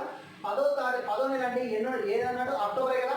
అక్టోబర్ కోడ్ ఏంటి 0 అంటే మనం రాసుకున్నాం కదా 03361462503 రాసినాం. అంటే 10వ నెల కోడ్ ఏమొస్తుంది 0. ఏమొస్తుంది 0. సో డేట్ కోడ్ అయిపోయింది, మంత్ కోడ్ అయిపోయింది. నెక్స్ట్ ఏం కావాలి ఇయర్ కోడ్. ఇయర్ కోడ్ అంటే 2020 దీంట్లో ఎక్కడ ఉండే అవకాశం ఉంది, 1900 నుంచి 1999కి 0 వచ్చింది కోడ్. మరి 2000 నుంచి 2099 వరకు కూడా కోడ్ ఏమొచ్చింది 6 వచ్చింది. సో ఇప్పుడు నాకు ఇక్కడ ఇయర్ కోడ్ కావాలి. ఇయర్ కోడ్ అంటే 2000 నుంచి 2099 అంటే ఇక్కడ 2020 ఇందులో ఉన్నట్టే కదా, 99 వరకు ఇందులో ఉన్నట్టే కదా. సో దాని కోడ్ ఏంటి అన్నట్టు 6. ఇప్పుడు ఏం చేస్తున్నా 6 రాసుకుంటా. So date code plus month code plus year code వచ్చేసింది. ఇప్పుడు నాకు ఏం కావాలి ఇయర్ లాస్ట్ 2 డిజిట్స్ కావాలి. ఇయర్లో లాస్ట్ 2 డిజిట్స్ ఎంత అంటే ఇక్కడ 20. ఇక్కడ ఎంత అన్నట్టు 20 డైరెక్ట్ రాసుకోండి ఓకేనా. నెక్స్ట్ ఏం కావాలట, లీప్ ఇయర్స్ కావాలట. ఎందులో లీప్ ఇయర్స్ కావాలి, ఈ 20లో లీప్ ఇయర్స్ ఎన్ని ఉన్నాయో కనుక్కోమంటున్నాడు. మరి 20లో లీప్ ఇయర్స్ కనుక్కోవాలంటే మనం ఏం చేయాలంటే ఈ 20ని లీప్ ఇయర్ అయితే 4తో చేయాలి. ఎందుకు ఇయర్ అయితే 4తో చేయాలి, డేస్ అయితే 7తో చేయాలి. ఎందుకంటే సంవత్సరానికి అంటే సంవత్సరాలు వచ్చినప్పుడు మిగతా 4 సంవత్సరాలు ఒకసారి దీన్ని సింప్లిఫై చేయాలి. అంటే 4 5 ఎంత 20 అంతే కదా, 4 4 5 ఎంత 20 ఓకేనా. ఇప్పుడు 4తో చేస్తున్నాం భాగఫలం తీసుకోవాలి, 7తో చేస్తే శేషం తీసుకోవాలి. ఇక్కడ భాగఫలం ఎంత వచ్చింది, 5 వచ్చింది. 5 అంటే లీప్ ఇయర్స్ ఎన్ని ఉన్నాయని అర్థం, 5 లీప్ ఇయర్స్ ఉన్నాయట. ఒకవేళ మీకు అర్థం కాకపోతే ఇంకొక విధంగా చెప్తాను. ఇంకో విధం అంటే ఏంటంటే వాడు అడిగిన క్వశ్చన్ ఏంటంటే లీప్ ఇయర్స్ ఎన్ని ఉన్నాయని అనుకోవటం. లీప్ ఇయర్స్ అనుకోవాలంటే ఏ శతాబ్దం, 2020 శతాబ్దం. 2020 నుంచి 2020 వరకు ఎన్ని లీప్ ఇయర్స్ ఉన్నాయో కౌంట్ చేయమంటున్నారు అంతే కదా. సో 2020 నుంచి 2020 వరకు అంటే 2000 నుంచి 2004 లీప్ ఇయరే, ఎందుకంటే 4 సంవత్సరాలు వస్తారు కదా ఓకేనా.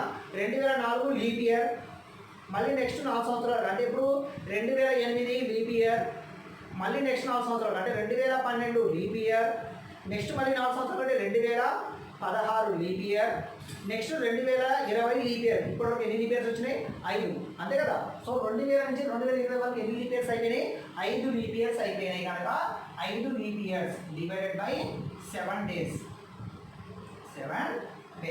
సో ఇప్పుడు నాకు మొత్తం డేటా వచ్చింది. ఏమైనా వచ్చింది 17 అంటే డేట్ కోడ్ ఎంత 17, మంత్ కోడ్ 10, మంత్ కోడ్ కావాలంటే అక్టోబర్కు 0, ఇయర్ కోడ్ కావాలంటే 2000 నుంచి 2019 6, నెక్స్ట్ ఇయర్ లాస్ట్ 2 డేట్స్ రాసుకున్నా. ఇందులో ఎన్ని లీప్ ఇయర్స్ ఉన్నాయంటే 5 లీప్ ఇయర్స్ ఉన్నాయి, డివైడెడ్ బై 7 డేస్. మొత్తం ఇప్పుడు నేను కూడుకుంటా, ఇది మొత్తం ప్లస్ చేస్తే 20 ప్లస్ మొత్తం యాడ్ చేద్దాం. ఎంత అవుతుంది, 17 ప్లస్ 6 ఎంత అవుతుంది ఇక్కడ 23, 23ను 23 43 48 అవుతుంది అంతే కదా. ఒకసారి చూసుకోండి 17 3 కలిపితే ఎంత, 3 కలిపితే 20, 23 23ను 20 43, 43ను 5 ఎంత 48. ఇప్పుడు 48ని మనం దేంతో చేయాలి, 7తో చేయాలి. ఎందుకంటే డేసే కదా మనం అనుకోవాల్సింది అదే. సో ఇప్పుడు చేస్తే మనకి ఎంత వస్తుంది అంటే 7 5 ఎంత 35, ఎక్కువ పోతుంది ఇక. 7 6 ఎంత 40, 7 ఎంత 49 పోతే 7 6 ఎంత 42, 42 పోతే అంటే 48లో 42 పోతే ఎంత మిగులుతుంది, 6 మిగులుతుంది.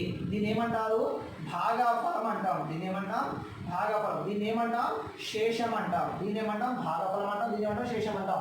ఇప్పుడు మొత్తం యాడ్ చేస్తే నాకు ఎంత వచ్చింది, 48 వచ్చింది. 7 6 ఎంత 42, 48లో 42 పోతే ఎంత మిగులుతుంది, 6 మిగులుతుంది.